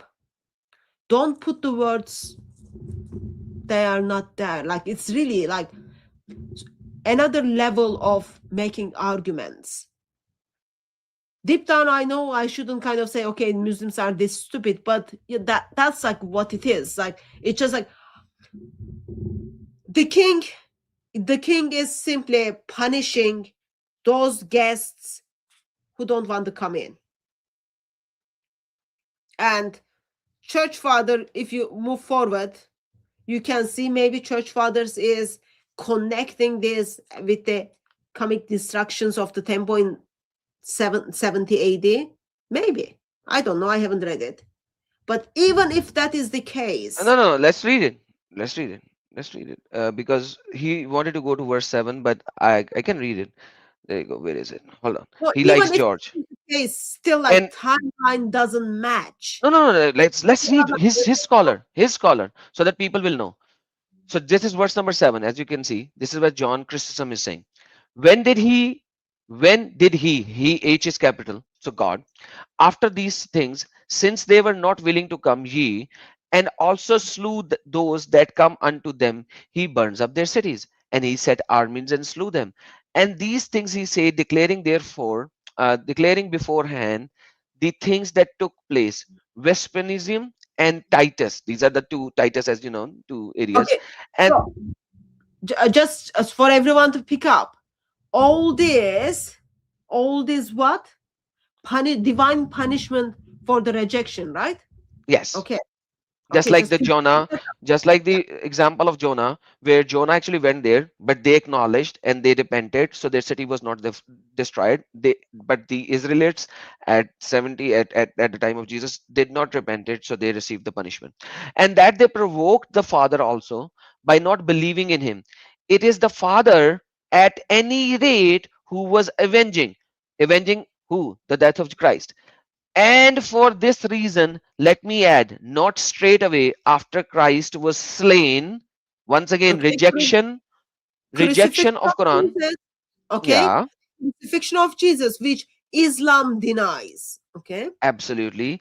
Did the capture they take place, but after 40 years. Same, going back to the parable of Jonah, because obviously 40 years later, that he might show how his long suffering, when they had slain Stephen, when they had put James to death, when they have spitefully entreated the apostle, do you see the truth of the event and its quickness? Yeah. Do So it's you? about divine judgment. Yeah.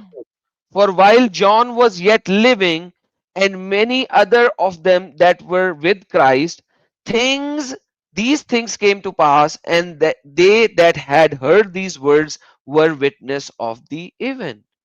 That's it. I don't know why is he going into 7. So he just wanted to read what John is saying for this line. For this line, what happened after 40 years? The temple was destroyed. That's it. That's what he wanted to bring up. He doesn't want to read the upper part of it. He doesn't want to read the lower part of it. You cannot take a church father paragraph about a full parable, and then not even the full parable, the same verse, and not even read the full passage. This is how Muslims are desperate to use the church fathers, and I have done that many times in the past. There is not a single church father, acknowledged, recognized church father, who would not accept the death, resurrection, or crucifixion of Christ. And by the way, the temple destruction is not coming from here.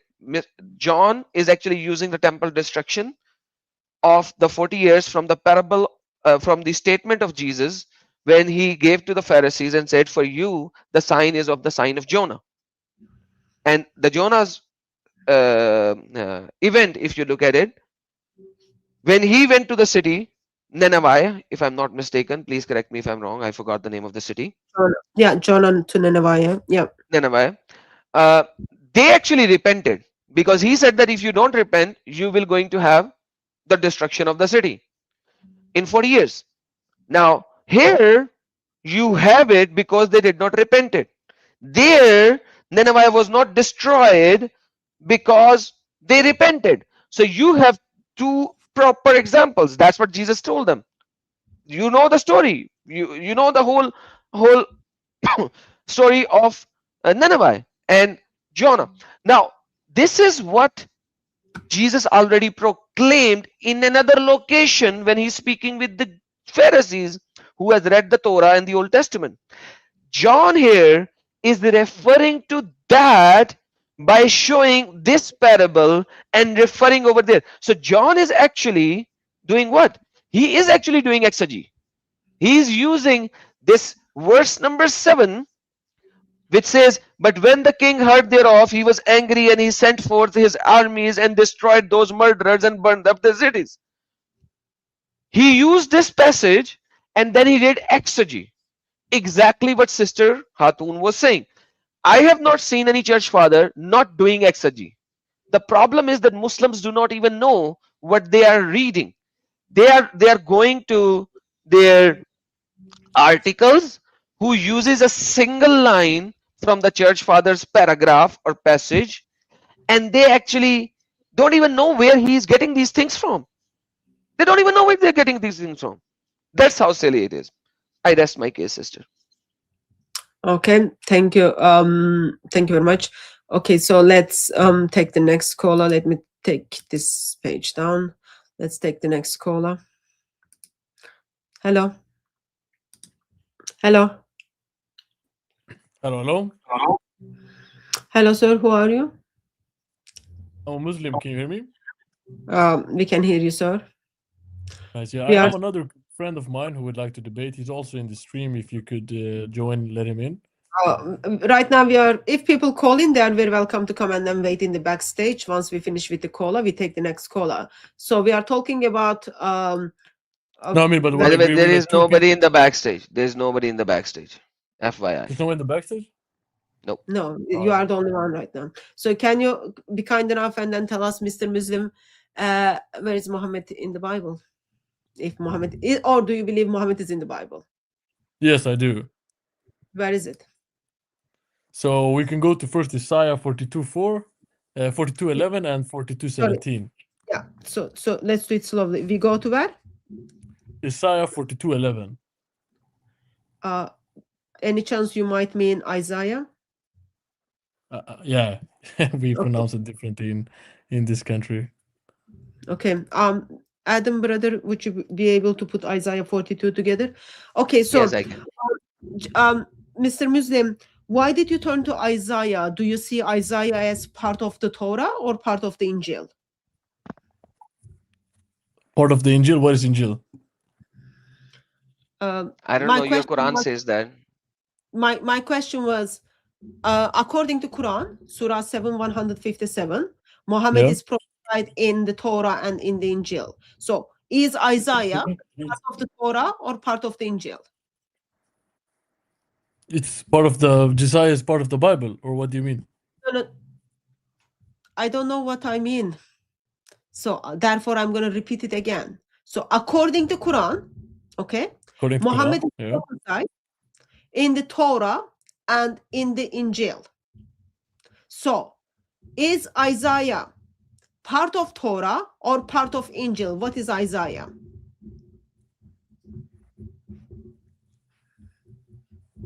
Adam, This I brother. don't know, to be honest. Oh, you don't know? Okay. Can you? Since I you would don't say know, I would just say a second. I would say Torah in this, but that one I'm not sure if. Okay, you are not sure. You are not sure. Okay. Can you give me? My- Since you are Muslim, I don't want you to do anything that against Islam. Can you give me something from the Torah or from the Injil that Muhammad is prophesied? In this part, if you bring in, I think my friend is backstage now. He's more educated in this topic. His name is Sir, there. I can speak with your friend later. I am dealing with No, you but right now. we're together. We're together. We're together, so we're debating together. On the day of judgment, when you stand in front of the shin of Allah, your friend is not going to be there to help you. So now, can you point So when me you out? go to Jesus, will Adam Seeker be there? No, I am going to stand in front of God by myself. So why can are you two together now? Why are you two together? Okay, CR7, if you cannot debate and you know that you do not have the knowledge, we can move you out and get your friend here. Is that okay? Because it seems like you have no idea what Torah is.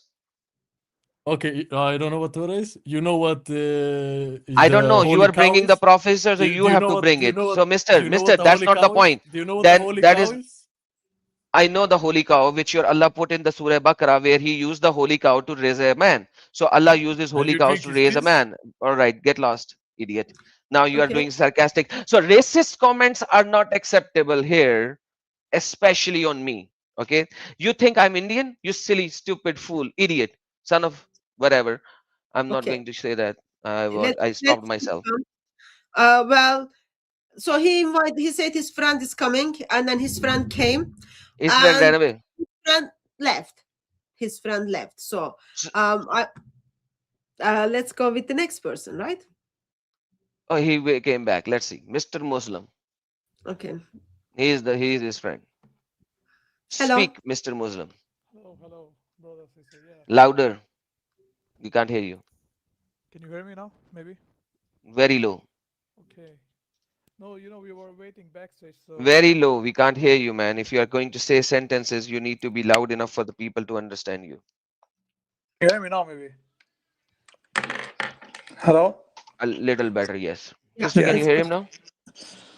So the thing is, we were waiting backstage, so now he have to go. That was we wanted to join together. So, but now I'm not with him. But yeah, I don't have many minutes because we were waiting long time. But yeah, we can talk. Sir, we were not getting sunbathing in Bahamas. We were just like talking with people. So now, where is it Muhammad mentioned in the Bible? My friend, he was talking about the Isaiah 42. It's Isaiah 42. So yeah. Is Isaiah 42 part of Torah? Yes, of course. It's the Old Testament. Okay, Isaiah 42 is part of Torah and Old Testament. Can you point out? Can you point out for me where did you go to find Isaiah is part of the Torah? And But then I don't want to talk about that. Yeah, wait a minute. Because no, I haven't. Shush, No, sir. I haven't admit. No, it's not. I didn't talk about the topic because it's a different. So I have some different question because I don't want to talk about it. No, the question is not different, but because we need to understand that Muhammad said in the Quran, you will find him written in the Torah or the Injil. First prove that Isaiah is part of the Torah.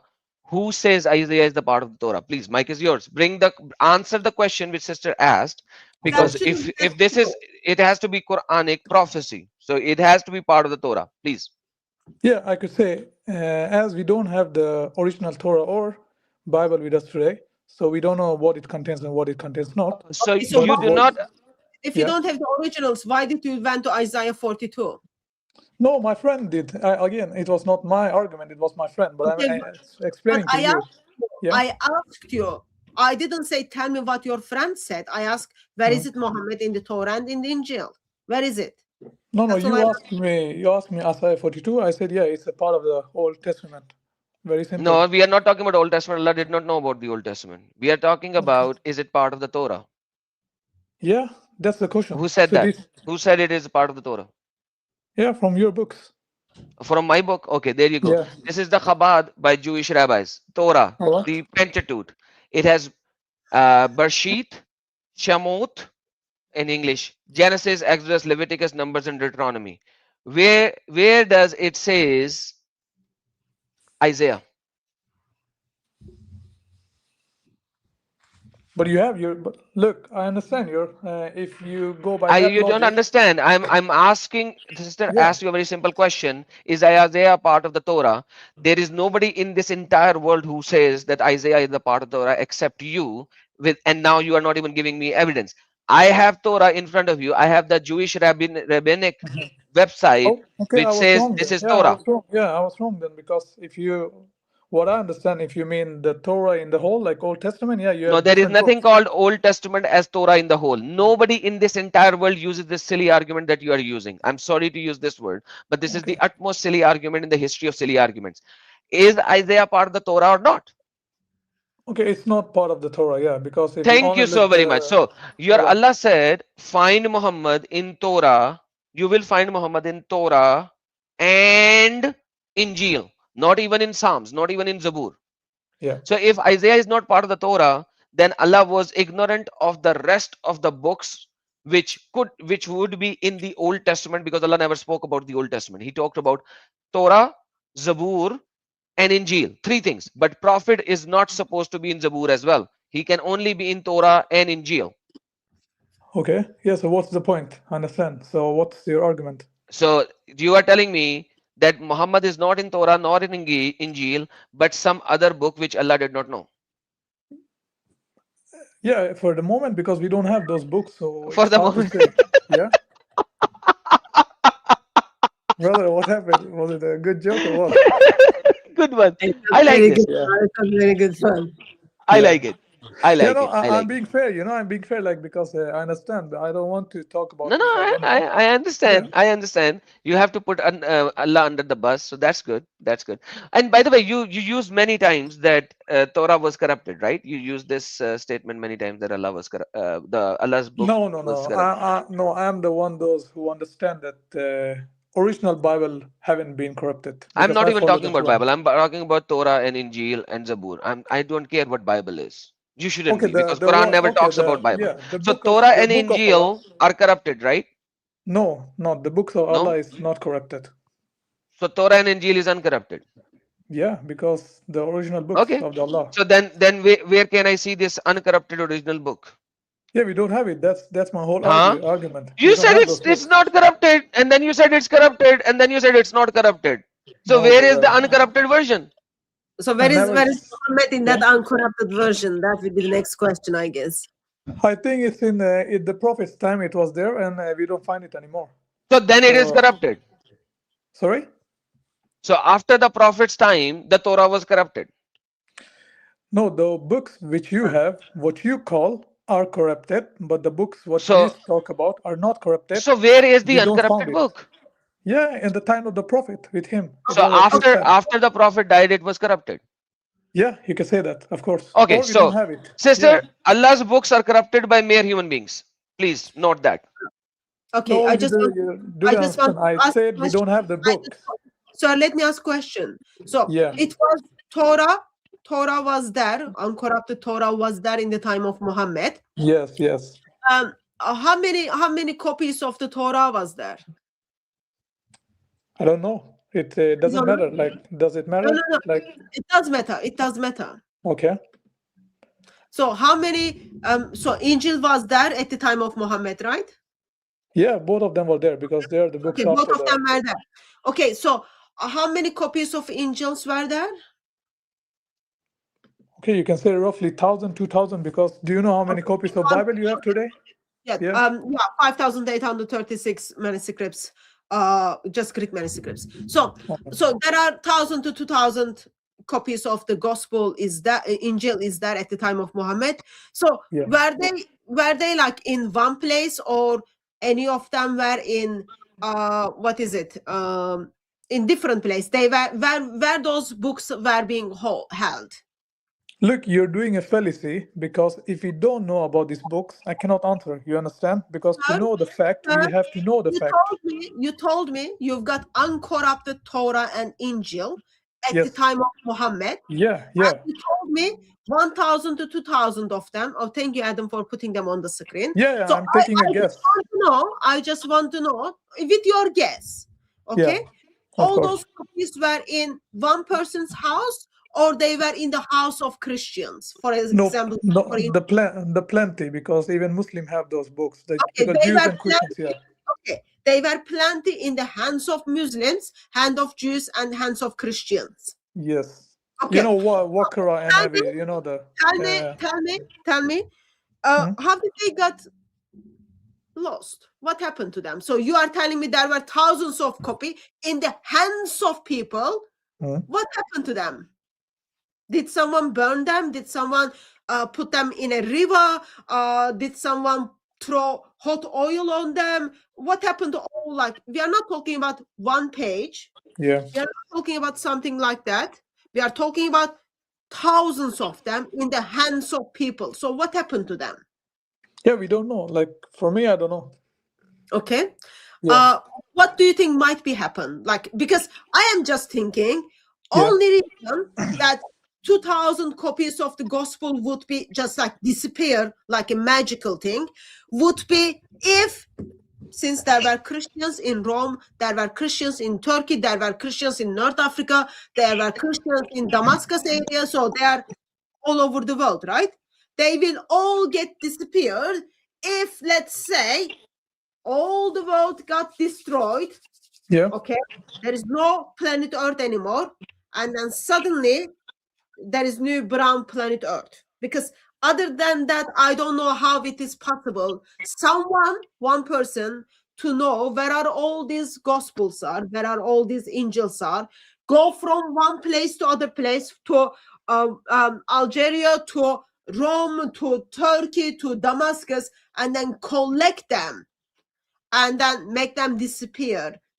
I find that's difficult. So I need you to unpack that to me. Yeah, I will do it. Yeah, of course. So the thing is, the dilemma will be here, because if we go by your, like, we will find our prophet in these books, which you have currently. No. You are not going with. I'm unpacking it. I'm unpacking it. No. I just want you to explain it to me. What happened to these 2,000 copies? They were in different places in the hands of people. What happened that they got disappeared?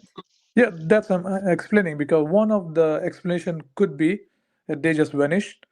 Because how can that is the question? How can they just vanish? That's the question. That is exactly the question. You said this is an explanation. This is not an explanation. I'm sorry to jump in. This is not an explanation. This is a statement. Brother, just a second. I've got phone in my hand. Okay. Have this phone. This is only one. How this phone will get vanish? Hey, you can destroy, because even with the Quran, I can destroy it. Sister, can I answer? Yeah. Just a second. Just a second, of course. Don't call me sister. So okay. I can crack it. I can destroy it and then bury under the ground, right? Yeah. So this is only one. How did those 2,000 copies of the Injil, which was in the hands of people, got vanished? Yeah, you can burn them. They got vanished. It can be anything else. Who burns them? Christians wouldn't burn them because they are memorizing it, they are reading it, they are studying it. Who burns them? But may I just 1 minute?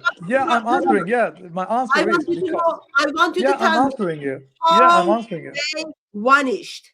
That's I'm answering, because you see, this is the dilemma. The books which you have, if it would correct, then we would find Prophet Muhammad in those books. So if we don't have, So there's only two reasons, two answers you can find it. Either they vanish or the book are corrupted. They change, they take his name out. That's what I mean. Okay, now you So we make have the sense. books, Okay. but they are Okay, changed. thank you. You do make sense now. Okay, so you are telling me the current Bible we have, current Torah and the Gospel we have, doesn't Yeah. have Muhammad, doesn't have Muhammad. Yeah. Mr. Orthodox, did you hear that? So he doesn't have Muhammad. It doesn't have Muhammad. Therefore, your option is it's corrupted. So I want you to go back few minutes back and then tell me Okay. how those 2,000 copies of the Quran, Torah, and the Gospel were vanished. How did someone, just practical, okay, very practical. Let's say I've got, sake of the argument, Muhammad mentioned in book of Leviticus, okay? All right. Yeah. And you've got 2,000 copies of that in the hands of people, okay? Yeah. How did someone walk around, okay, walk around and then got all of the copies of Torah and then got rid of Muhammad in it and then left no evidence for it? How is that possible? You tell me. Yeah, it can be many because if it's How? written orally, yeah, if it's written orally, so What is it? Oh, you cannot write anything orally. Oral is a speech. Come on, man. Please don't You be write this dumb. no, but you're hands, not understanding what I fingers. mean. If you have it in the written, if you would let me explain, I said if You it's in the said written, 2,000 copies. 2,000 copies. It's not okay, oral. Please do not change your stance that okay, you brought up. okay. If it's in written, yeah, as I told you, they are maybe vanished by burning. It can be anything else. So, So I don't like, know what you want to. Mr. I'm sorry. Sister has been asking you the same question, that these are widespread copies which were in the hands of Muslims and in the Okay. hands of Jews and in the hands of Christians. Widespread. So How can then all answer me the question, 2,000 why don't we find, copies? Can okay, you please why listen? don't we Can you find please Muhammad listen? in those books? Can you Yeah, please I listen? said it's the question to you. Okay. Why don't we find Muhammad in those Okay, books? now I can You answer can you answer this. me. Yeah. We know I can Muhammad answer. is not there. We know Muhammad is not there because we know Quran is false. Okay. So Okay, let me answer this very important thing which you said in the very end, and I would definitely like to answer it. You are coming Yeah. here with a presupposed position that Quran is true. That is your presupposed position. Yeah. As a Muslim, I Okay, have to. that's the Yeah. thing. So when you're coming with a presupposed position without a substantial evidence, then obviously you can make any claim. Now the problem is, listen to this sentence very clearly. The Quran's claim is that Muhammad is written in the Torah and in the Injil. Yeah. If that is not found, then Quran is false, because that is what Quran is claiming, not the other way around. So if we do not place a presupposed position on the Quran to be accurate, then Yeah. actually what you are saying proves Quran false. So now as a person of knowledge and Yeah. as a person of 2 cent of a brain at least, if you remove your presupposed position from the Quran that Quran is absolutely true, then Yeah. you look at the Quran and see, oh, Muhammad is supposed to be in Torah and in Injil. Now you said there are 2,000 copies. In fact, you are actually wrong. In the 7th century, there are over 46,000 New Testament manuscript already present, which we still have right now. You know, the mass of the you mean manuscripts that you have. Yeah. But do we mean Arabian Just a Peninsula? second. It's a Just different. a second, my Yeah. friend. Yeah. Just a second. I'm just Let need to clarify. Okay, Are we clarify. talking Ask me about the question. No, I mean, is it in the Arabian Peninsula? Because that's what we talked. Okay, Because I'm going it's to the work true. on that later. Yeah. Sister, have a question. Yes, sister. I was just gonna make sure say to you, make sure you check that number. But here's a practical question. Mhm. Let me help you to move forward, okay, with your argument, Mr. Muslim. Uh, Yeah. Actually, no, finish, let me, may I finish it? yeah, you finish it and then I'll help him out. Okay, so you can definitely help him out. So I'm going to read that. So there are mass evidence. Okay, so the total is 20,000 before the 7th century. So I just checked it now on the internet. The total scope, while thousands of total New Testament manuscripts exist, approximately 20,000 before the 6th century, first 6 centuries. Okay, so 20,000. So the total that I was saying, 46,000, might include the 7th century and the 8th century in it. So at least there are 20,000 early manuscripts in multiple languages. So, Mr. Muslim, you can actually Google this. So, sister made me Google it because I said 46,000. There are 46,000 total early manuscripts, which might include the 7th and the 8th century Okay, as well. we are talking about manuscripts and the translations. Okay, we've Yes, got like all different of them. variants. Yeah, Yes, go ahead. yes. Yeah. So you have multiple languages that you can actually have these manuscripts in: Greek, Latin, and so on and so forth, which was before the 7th century. Now, it doesn't matter that you are telling me right now that all of these manuscripts were actually true before and at the time of Muhammad. Yeah. And we still have those manuscripts. None of those manuscripts are now gone. They are the ones which we currently have. We can see them. All right. None of them talks about Muhammad, because all of these manuscripts are what we have the translations of in English right now, which you can read right now. All of them. All right. With that being said, when you said there are 2,000 manuscripts at the time of Muhammad, is kind of incorrect. Okay. All right. It is actually incorrect. There are 20,000. You are missing a zero in the end. There are 20,000 copies at that particular time, which are still not destroyed. So there could be more, maybe, which we don't have because Muslims burned a lot of copies anyways, we know that. But still, the surviving copies are over 20,000. Now tell me, if I cannot find Muhammad in these 20,000 copies of the New Testament manuscripts, let alone the Torah, you have far more of the Torah. I'm not even talking about the Torah. Then by default, Quran is false and Allah is a false prophet. That is how the argument goes, not the other way around. Yeah, I could say it's a fair argument. I understand your point, but again, what I'm telling you, there can be multiple explanations. So I get your point, and it's a Give me good one point. explanation. Give me one explanation. Let's look at your explanation one by one. All right. Give me one. Yeah, yeah. We just, as I mentioned before, then why would they make a claim? Because I'm telling you, for example, if Okay, I'm just don't say anything. just, Let's look at the explanations. So one explanation. Give me the first explanation. Not make another claim on it. Just no, give me one explanation. I'm telling you. Hmm. So if the author of the Quran Hmm. would bring something like that, and you will find such a person in such a book, if you already know, like, you can fact check it, like, if with the computer today, like at that time you can fact check. So why would the author make this claim? So that's I'm telling Very you. So good. we don't Very good. have the answer, So but I'm telling let you, me you answer have to you. look at.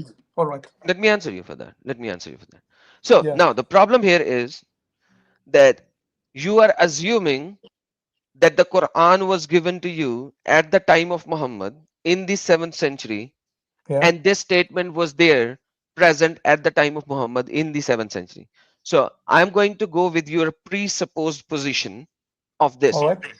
All Okay. right. We know that Muhammad and all of his followers were illiterate, weren't they? I wouldn't say that because we have his, like we have scribes who would write down the things because we have your manuscript from the Quran No, from that time. illiterate in the sense of the Quranic illiteracy is the sense of Yeah, not knowing understand. the book. Not knowing the book means not knowing the Torah and the Injil. That is the illiteracy of the Quranic illiteracy. Quranic illiteracy doesn't mean that they cannot read or write. That is a falsified argument that Muslims created at a later time. But you have, yeah, but you have I think it's in chapter 7, the prophet who's unlettered. That We have, unlettered is that he does not know the book. So okay, yeah, we can call that him, is yeah. that is mean the book means the Torah, the Injil, and the Gospel. That is what I mean about the illiteracy. That is how Quran explains it. No, of course, but I The see it at the same time. You have in the the chapter Quran 7, says the which Quran says says a prophet who can neither write or read. I think no, it it's doesn't say 7, that. 157. I could check it later on, but Okay, it's in chapter okay, we can 7. check it. Yeah. I can show it to you later. But Yeah. that you are talking about Quran chapter number 7, verse number 157, right? Yeah.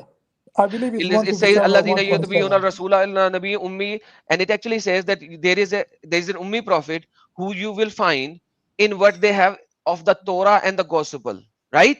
That is the Yeah. verse that sister is also saying that, right? Yeah, yeah. I'm So talking you about are that saying verse. the Yeah. ummi, here means that he is illiterate, right? Yeah, in that sense, yeah. If you Okay, read so the just word ummi is taken from chapter number 3, verse number 20. it says, so if they argue with you, I have submitted myself to Allah and those who follow me, and say to those who have been given to the scripture and the unlettered one, Ummeen. وَكُلِّ الَّذِينَ أُوتُوا الْكِتَابَ وَالْأُمِّيِّينَ. So Allah explained it in chapter number 3, verse number 20, what Ummi is. Ummi is the person who does not know the book. All right. No, Okay? the translation which I read, they It are doesn't telling matter of us the translation. I can read yeah, the Arabic. If you don't read the Arabic, doesn't yeah. No, matter. I'm Go just check it explaining later. the Chapter number translation 3, verse says number different. 20. Okay? Yeah. You can All right. read the Arabic and the other things in chapter number 3, verse number 20, and then compare it with that. So, Muhammad had no idea what was written in the Torah and in the Injil, Yeah. and his followers were Ummi as well. They were pagans of that particular time. They were pagans, they were worshipping many gods of All right. 360 gods of Kaaba. All right? Yeah. Yeah. Okay. Now, when there was a disagreement between Muhammad and Jews, what did Muhammad did to the Jews in Medina? Sorry again. The last part. What did they do with this? When Muhammad had a disagreement with the Jews of Medina, what did Muhammad do to the Jews of Medina? I believe he make a war with them. Perfect. He first exiled them from Medina and then finally attacked their cities, two of them, and then killed them all, made slave of their females, and then killed the rest of them fully. You agree All to right. that? This is hadith. Multiple Sahih hadiths. So now, with that being said, he did not let anybody speak against him. And when the Christians of Najran came to Muhammad to have an argument and a debate with him, what did Muhammad do to the Christians of Najran who were not from the Medina? They were from Najran and they wanted to have a theological debate with Muhammad. What did Muhammad do to the Christians of Najran? I'm not familiar. I know the words, but I don't know what he did to them. But I know there were some Christians from Najran, yeah. But I don't know the whole context. He did not do the debate with them. Rather, he said, let's bring our family, your family, my family, your family. And Muhammad brought himself, Ali, Fatima, Hassan, and Hussein. You And mean he the said, context let's. of Mobala? Is it Yes, Mobala? that is the All right. context of Mubahila of Yeah. Christian of All right. Najran. So he still did not have a argument with Christians because he knew that if he will have a scriptural argument, he will lose badly. So he did not do a debate because he was only doing this with the Christians in that area or Jews who he can destroy, turn away, throw away. But when people are listening, people are watching, he did not do a proper debate. Rather, he did mubahila, let's curse upon each other. And Yeah. then Christian says, we are not going to bring curse. That's not how it works. Our Bible says, do not curse. So we are not going to curse. We are going to have a reasonable argument. So Christian of Najran went off, but Muhammad did mubahila on himself already. And you can see Muhammad died a painful death. Fatima died a painful death while her baby was in her belly. Ali died in his mosque, stabbed from the back.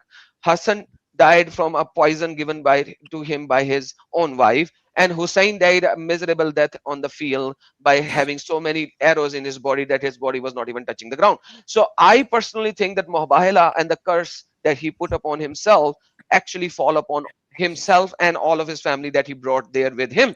But that's a separate thing, separate debate. So what I'm Yeah. saying is he never had a proper argumentative debate with a Christian or a Jew. Hence, he can say whatever he wants to when there is nobody to challenge him. And right now, we are challenging this, and you are in a dilemma right now that you have to have a presupposed position of Quran to be true instead of checking the so much evidence in over 20,000 manuscripts that we have that you will never be able to find Muhammad in them.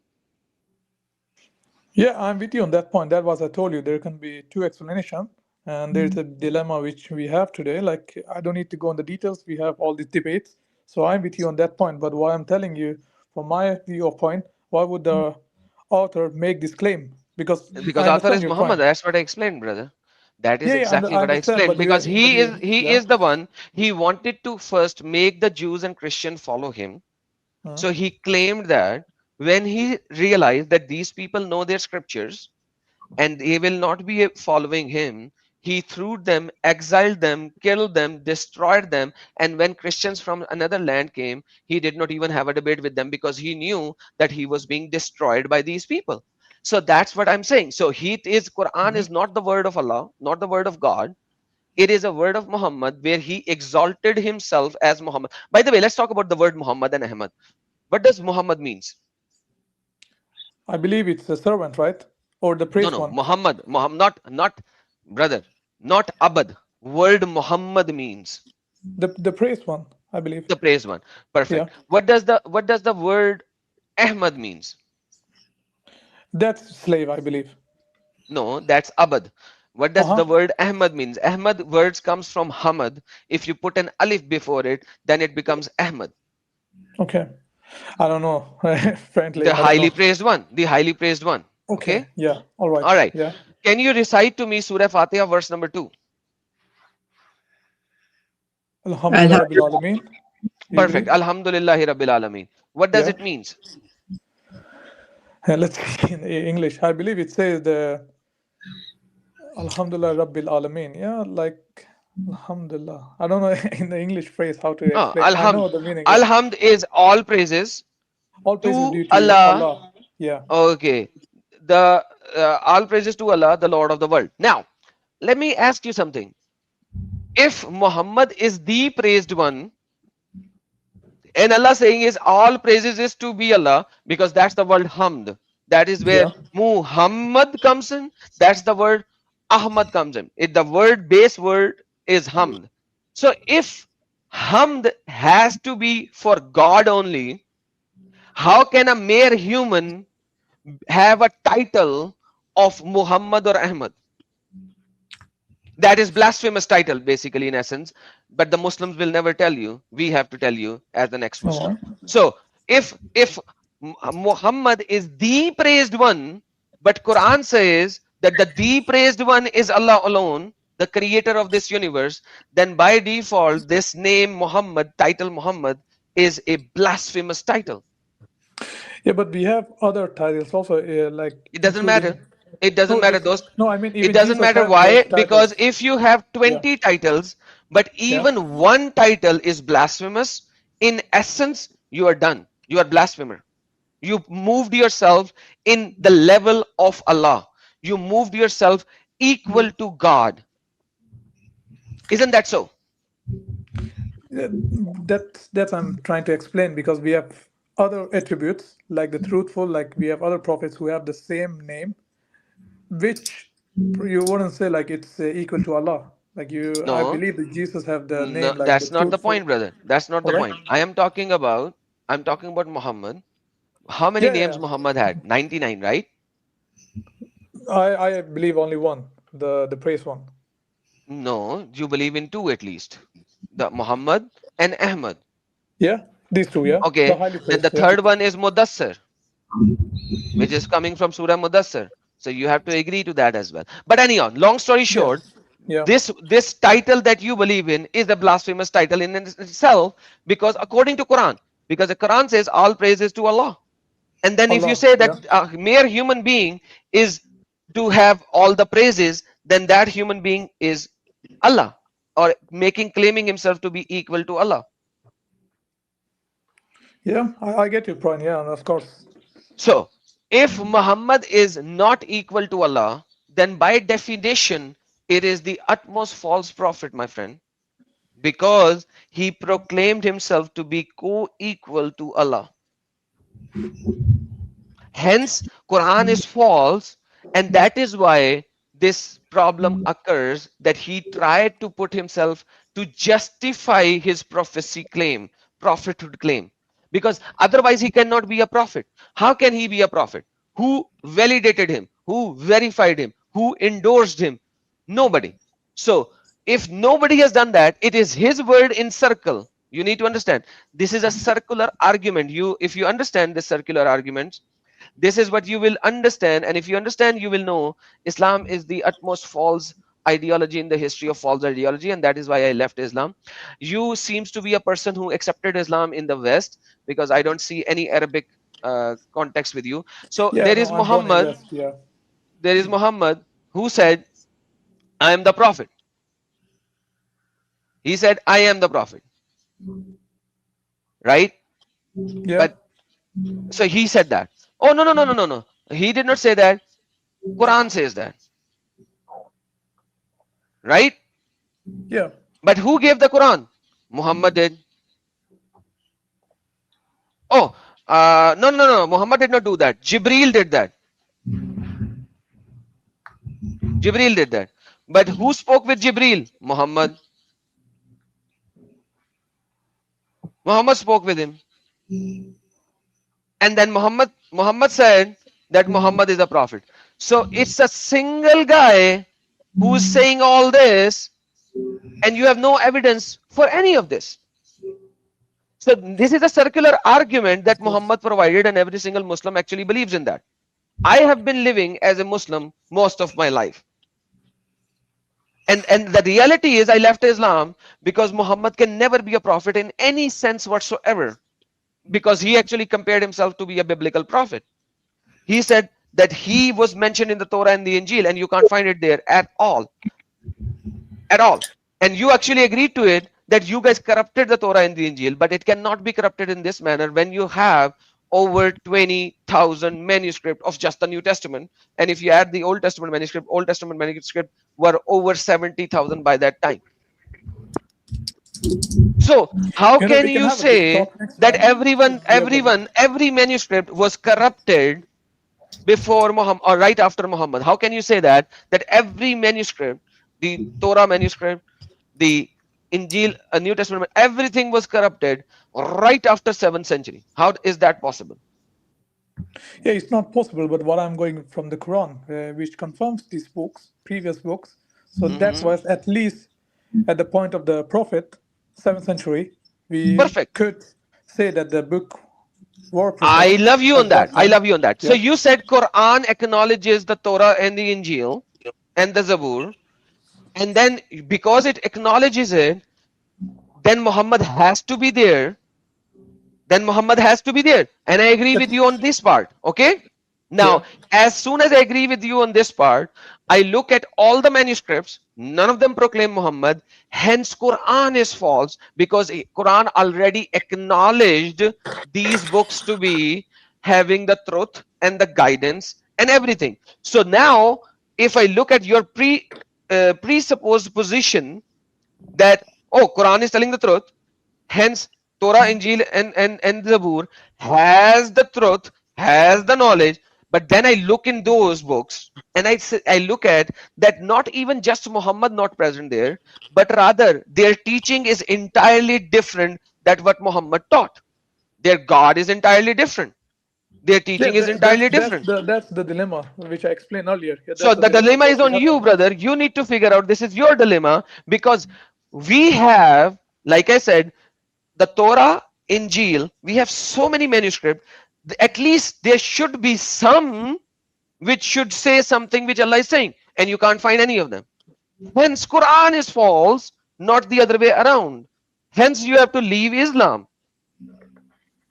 We can talk about it next time, of course, because I said that it's overpassed because I was not ready to have this discussion. Because, yeah, but of course, it's a good point. I will take it. And of course, we can talk next time. And yeah, I My would love friend, to speak next whether time. you talk next time or not, Yeah. do one thing. Think about it.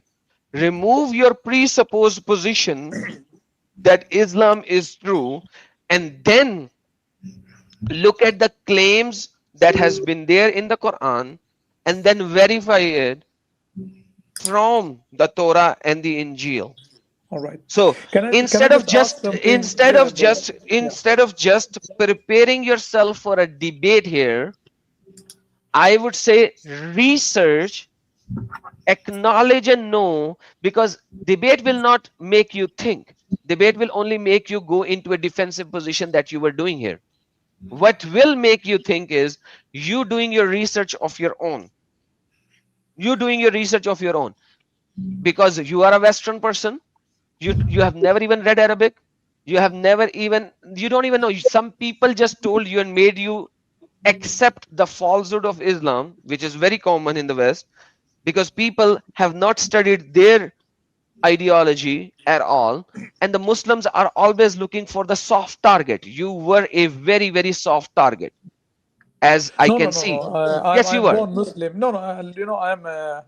I'm liberal Muslim. Like you could say, I'd rather search and understand. Hence the reason why I'm here. I will just make You sure I were will have a born a Muslim. yeah, You were born a Muslim. How was you yeah. born a Muslim, brother? Can you please tell me that? You really want to go because I see Sister Harun want to like finish the argument because I would love to speak next time. I don't want to rush anything. So before I'm just going, Okay, so next time when yeah, you come in, yeah, remember you have to explain it to me that you were born a Muslim, and sister of might have course, to say something to you before. And sorry, sister, I stole the yeah, conversation, but so I think I needed to give him yeah. some data, Can I some can I information. just have a question? Like you can answer it later on, like No, no, no. before. If you ask the question, then you Yeah. have to wait. You cannot go No, I will anywhere. stay here. Yeah, I will stay. No, I mean Okay, I let's want to put sister my have question. I will some stay here. words before you ask a question. All right. Sister might Okay. wanted to say No something. problem. No, it's okay. We are just over time for 20 minutes. I just wanted to draw that to your attention, brother. And I had someone in the backstage. He left because we are just over time. Mr. Muslim, if you are able to call anytime from 4 p.m. on Tuesday, Yeah. that will be good. We can take your question as well as we can hear from you as well. Yeah, of course. No, it's only a small thought. Like if you want to answer, you can answer it. So no problem. I was just wondering because it just came up my mind. Because we have heard all this argument against Islam. Can you just give one argument against Christianity? Like if you want to keep it short, because what I'm trying to understand Against or is for? for Christianity. Sorry. So I would say Okay. like if you could, what I'm trying to understand is why is the punishment of the sin have to be death? Because I know some of the Okay, let's arguments let's with look the into that. Let's look into that. Let's look into yeah, that. just a very So short if you want to so answer you it. Yeah. think God should forgive your sin and not punish you at all? No, of course, but what I'm trying to see Okay. No, why no, it no, no. have to be a death. Let's go one by one. Let's go one by one. So this All right. let's remove that. Okay. So you think mercy, okay, All right. justice, Yeah. okay. Is God just and merciful both at the same time? Um, I think it will be a contradict if it's Thank both at the same time. Yeah. you. All right. So thank you. I love you. Like this is the very first time a Muslim actually gave the right answer. So justice is opposite of mercy, correct? Yeah. In this manner. Yeah. Like in this. In every manner. Pick a All right. manner in which it is not contradictory. No, I mean it depends on how you see, but for the No, sake of give me argument, yeah. one before, because I wanna listen to your thought as well. I like Of you. course. No, because what I mean, like you have to be merciful. It's depend like it's Mm. different situation. Like it don't have to be at the same time.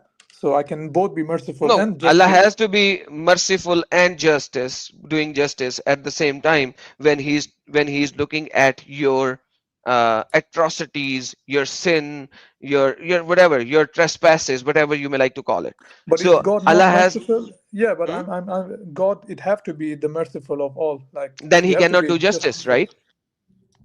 I don't know, like because why the God have to be the best example in everything. So what I Exactly. believe, Remember yeah, this. Park it on the side that God has to be best example for everyone. Park this on the side. Let me write yeah. it. Let me write it. Let me write it. God has to be the best example, right? You said that. So I'm going to Yeah, in park all it on the matters, side. yeah. At least Muhammad cannot be the best example or the role model. Thank you so very much for letting me that. This is God who has to be the best example. Thank you. Yes. All Okay. right. Continue. Okay. Yeah. So yeah, that's the whole point. Like if we like look at the merciful alone, yeah, he Mm. have to be the most merciful. If you look the just alone, yeah, He has to be the but most just. yeah, but at the same time, I Okay. don't know. It would be a contradiction. Yeah. Right. That's at the same time, Allah cannot be merciful and just at the same time, because if he forgives a person, He's not doing justice because he's forgiving somebody. And if Yeah. he's doing justice, then he cannot forgive somebody because he has to do justice. So these are contradictory statements. He cannot forgive somebody yet do justice, correct? Yeah. Perfect. Are you a father yet or not? If I'm a father, no, not yet. Not yet, but you had a father as well. You have, I'm sorry, you have a father at least, right? Yeah. Okay. Let's assume you are 16 or you are 18. Okay. You are 18 years old. You just got your driving license. You started driving and you don't have an insurance or anything. You just did All right. that. You didn't tell your father and you did that. You banged another car Yeah. in your street. Yeah. Okay. Now you don't have insurance. You don't have money to pay. Either you will pay it installments for the rest of your life and you will never be able to fill the payments, or something of your father that he has to do to get you out of this jail. All right. So do you think your father is going to pay for your accident? I think so. Yeah. You It think depends. so? Like, yeah, if you want me to take the actions, or You, yeah. you don't even you don't even trust your father that he will get you out of jail? He will. No, like I will. in the West, like we are very, like they want Okay. me to take the So actions for myself. let me say that. Let me say that. If your Yeah. father is loving and he Yeah. loves you, he will get you out of jail, correct? Yeah. You can say, of course. Yeah. Okay, perfect.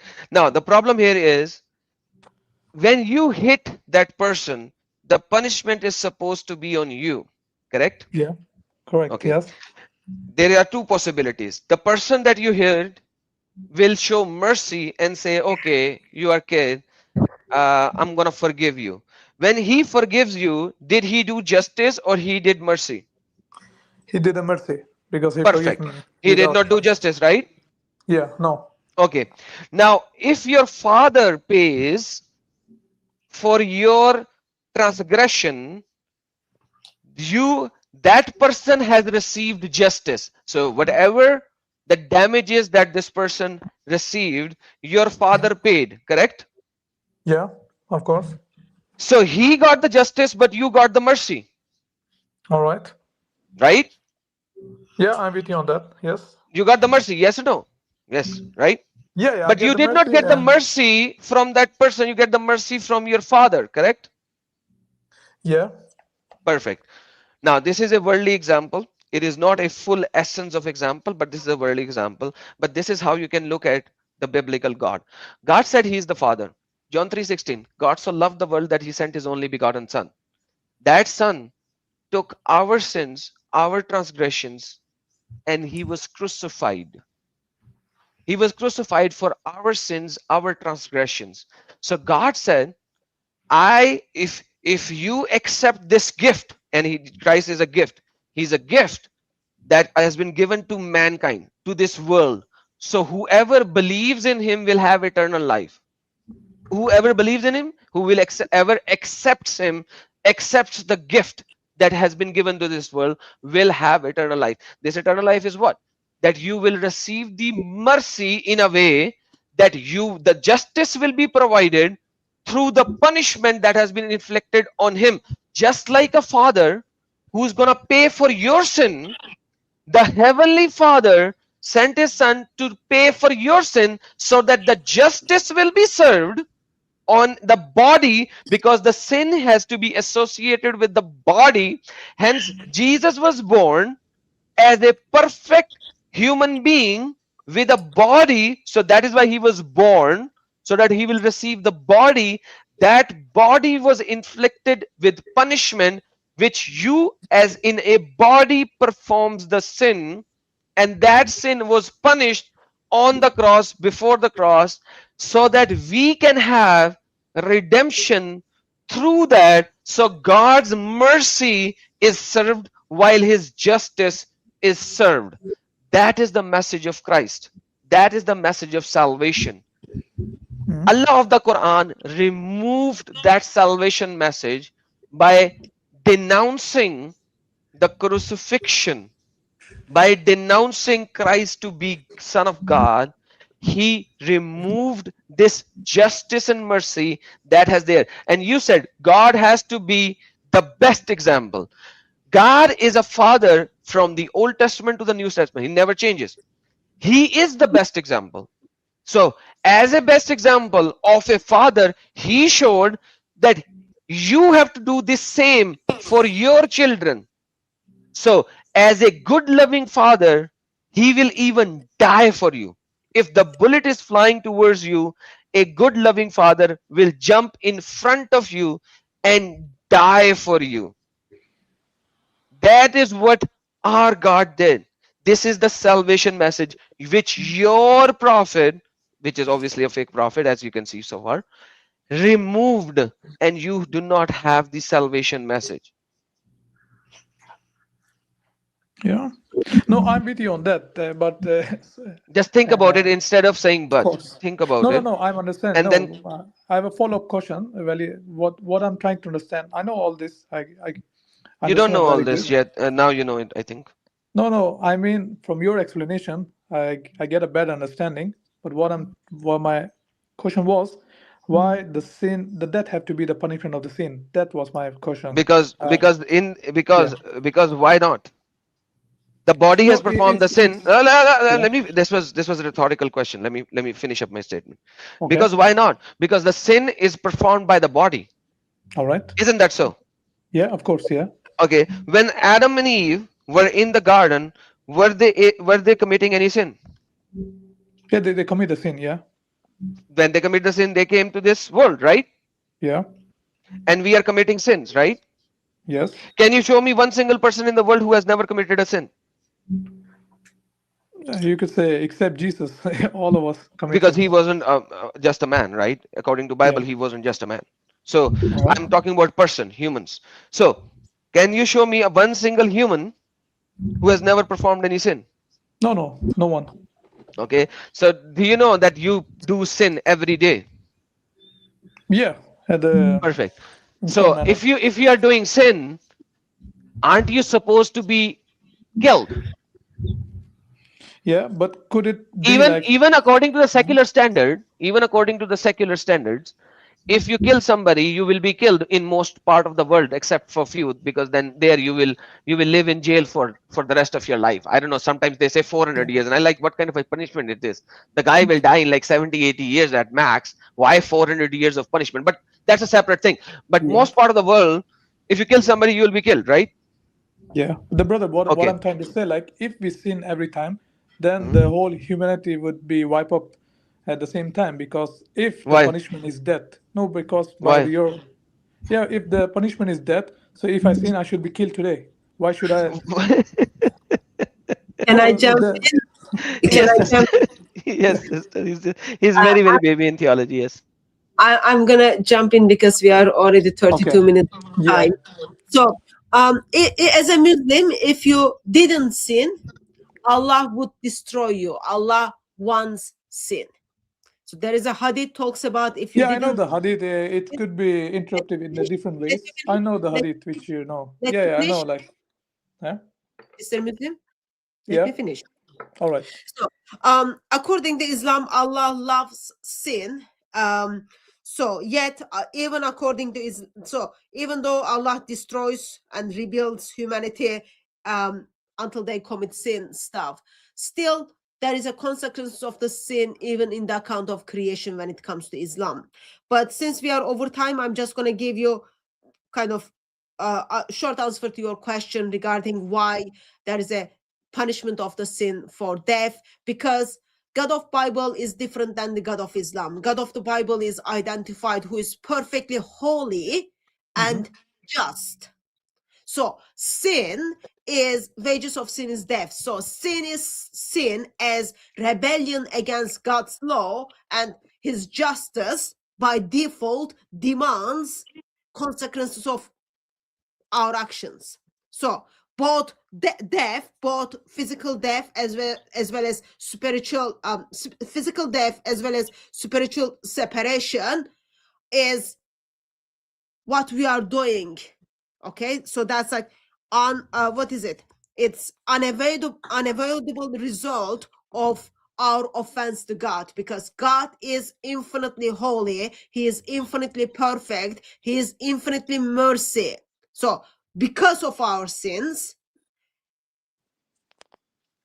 it has to like that's what it is. So We are if God, separated from God because of before, our yeah, sin. but before specific Because of our sin, sin. why are if God is not holy, if God is not holy, then yes, punishment for the sin wouldn't be death. But God is holy and just. Therefore, punishment of the sin is death. That's the consequences. So, I think if you are around, call us on all right? Tuesday. We can have a talk next time. Yeah, Thank you from very much. 4 Yeah. p.m. We will be here from 4 p.m. and then we can talk. And think All right. about the prophecies and Quran and all that before you think about other things. That is very important. All right, brother? Yes. All right. All right. God bless you. Great. Take Cheers. care. Bye. Bye. Yeah, Sister, we have some super chats. Sorry. Yeah, I've got someone who just jumped in. I'm sorry I can't take you in because we are over time. Yes, let's just say thank you very much to super chats, and thank you very much, Adam, for being very, what is it, kind and patient and going through all this with Mr. Thank you so Muslim. very much. We had Mr. Muslim, same Mr. Muslim with his friend in the past, and they were not happy with some of the things. So thank you for that. At least today they were happy. At least they might be listening to this, so that's good. At least they were listening. Thank you, Blackpink. Appreciate it. It's respecting men and women, so that the way they see things. I fish in a tie. You are both wrong. Muhammad is in Matthew 7:15. Yes, over there he is. I agree. The false prophet. Thank you very much for your generosity, brother. I am in the Bible too, except they call me Doubting Thomas instead of Spectacle Disciple. Inshallah, must be true. Adam? Mamdani celebrated World Hijab Day. Sikh he is. Okay. Mamdani is an Indian Maulana. While people are fighting for their life and others are just simply doing crazy things. Alfred Hitler came back again. Why are you hiding my comments, Mr. Adam? I'm thankful to you. I don't know why he said that. Well, your comments are seen, so I don't think anyone is hiding your comments. Crazy said, how dare they take out all the titles of Jesus and give it to Satan, aka Lucifer? That is Muhammad. You said aka Muhammad. That's what you actually have to say. This is not super chat, but in one point I start this because I just thought it's amazing that they are putting Kistam and Sadiq Khan in the one list to come after you, Adam. But yeah, let them come. I started and then I forgot to comment on it. So it's too late. Let them come. Let them come. Abdul Pangcharwa said, we are happy with hoors. We don't need ice cream. All right. Enjoy. There are no huris in hell either. So I think that's comment regarding the hell. Thank you very much for your generosity. Thank you very much for your generosity as well. The children of Yamama destroyed. I'm joining the war. I think this is like what happened to that 2,000 manuscripts, 2,000 copies of the Angel. Yeah, people of Yamama probably destroyed. I'm joining the war. So one of the things I want to point out. Let's say thank you to this one, and then I'll want to point out something. Adam? No, please. You go. Oh, sorry. Blackpink, thank you so very much. Yes, comment on that. Yeah, I just wanted to point out something. So, if you think very practically, if someone decides to go and then find all the copies of manuscripts and then change it or edit it out, we would have physical evidence, right? There are 2,000, according to Muslim, there are 2,000 copies of the gospel in the hands of Muslims. So, people need to know who are those people who's got the copies of the Injil. So someone needs to know what is in my house. 2,000. We are talking about 2,000 people, and they are in all different locations, right? Absolutely. And then they need to come and get it from me, and then they should able to erase it or take the page out. Actually, they need to yeah, it looks like they need to erase it. So I would have evidence for that. Why I am saying that? So it doesn't come that often now, but it used to be very first thing, like one of the first thing at Speaker's Corner. John chapter 8, beginning of John chapter 8 would come as an argument that Bible is corrupted, it is not reliable. Versus, I am looking at this. So when you look at that chapter, so one of the things you notice is scholars are looking at other manuscripts, and then they can trace it back and then say some of the early manuscripts don't have this passage here, right? So that's how we know. That's how we know there were works on the manuscripts, right? So there would be physical evidence. If someone goes and then finds all these 2,000 Injils and then erasing Muhammad in that, there would be evidence. All those manuscripts would have empty space or punched on it, or I don't know, like magically all that part is like being teared. Removed. There would be evidence. It is impossible that like it is done without leaving any evidence. It is like literally impossible if you just think very, very practically. And I find it's amazing that they just get vanished according to Muslims. Just got vanished. And not just that, the whole message of that Old Testament, New Testament is entirely different than Quran. Like the whole message, you just like you have to remove like 90% of the stuff and rewrite it in those parchments. It's impossible. You can make case to say like, okay, I agree with you that people went and then they erased the name of Muhammad because Muhammad was mentioned by name. Why do you think they didn't get rid of the doubting Thomas? Why do you think they didn't get rid of crucifixion? Because that's very shameful thing, right? In Muslim mind. Exactly. Why they didn't get rid of account of women who are going to tomb and then finding the tomb empty and becoming witness? Why didn't get rid of fights between disciples? Why not? Even though they didn't get rid of that, Quran doesn't confirm any of those things, right? So either way, it's messed up. And by the way, one of the things that Son of Man was Muhammad as well. No. Yeah, I forgot that part. I've made comments. We have Son of Man sitting on the right hand of God is Muhammad as well. I will do that next time.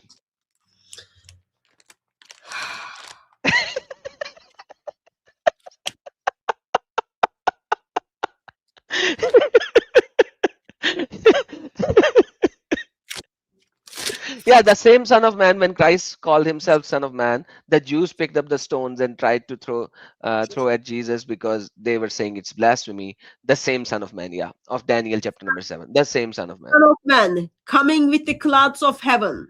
He approached the Ancient of Days and was led into his presence. He was given authority, power, glory. All peoples, nations, and men of every language worshipped him. So, Muslims are saying Muhammad is the Son of Man. So, Muslims are worshipping Muhammad. That's shirk. It's not only shirk, but that's shirk akbar times 3, Muslims. even let's say like I'm so idiot, I didn't understand anything. But if you say Son of Man is Muhammad, you are saying like you are worshipping Muhammad. Muhammad, that's like shirk. And then it goes on, okay? So, all peoples, nations, and men of every language worshipped him. His dominion is everlasting dominion that will not pass away, and his kingdom is one that will never be destroyed. Where is where is Muhammad's kingdom? Police, FBI, CIA be upon him. Where is it, his kingdom? Like, why do you worship Muhammad? How can like his dominion will be everlasting? That's like Shirk Akbar times 3. It's like bad. Like, don't hang out with Wahhabis. They will murder you. I think right? So think about it, Wahhabis are saying, okay, well, even if you kind of go outside of this line of Allah and Ibadah, all those kind of things, you are kafir, you are disbeliever, all those kind of things. And now Wahhabis are stepping in and then saying, Muhammad is the son of man. Not only me worshipping him, but all nations, all people. That's like Shirk Akbar times 3, really. Like, I don't even know what will be 3 over 3 or something. It's bad. Muslims. That's the very title. Jesus died. He took off his clothes. Like, seriously, like. It was just like it was a passing note. But yeah, son of man, like it's just crazy how desperate these Muslims are to proclaim Muhammad in the Bible. This is how desperate they are. But anyhow, We are so much over time. But here's the thing. Okay, Muhammad is not biblically son of man. That's like practical thing. Okay, and from human perspective, physically, there is lots of question who is son is Muhammad, right? Like, seriously, like, you are digging like lots of holes when you say Muhammad is son of man. All I am thinking, like, well, is he talking about like his father who died 4 years ago before his birth? Like, all other things. Whose son? His uncle? Like, the things he did to him? Like, don't know. Muslims don't go there, but too late, I guess. But was it Muslim Orthodox or Orthodox Muslim? But anyway, he will get his fame and then money. It's good for him. He makes Islam look very stupid. I think he got a little bit of a fame. A lot of Muslims are loving him for all the falsified arguments that he presented for Roman. But anyhow, thank you so very much, guys. Have a blessed day, evening, or night, wherever we are. And I know, Sister Hatun, sorry that I took a lot of time extra today. I am so sorry. I'm a very bad guy. Since this Orthodox Muslim guy got his fame, I guess now he can sign the letter to dissociate himself from Daniel, right? That's the reason he didn't sign the paper, because he wasn't famous enough. Thank you very much, everyone who joined us in the chat. Thank you very much, everyone who called in. Thank you very much for everyone being patient with us. By God's grace, we will see you next Tuesday. And thank you very much, of course, anyone who joined us from Adam's YouTube channel and his Facebook channel. God bless you all. Allahu Akbar wa Yeshua Akbarul Azim. God bless you all.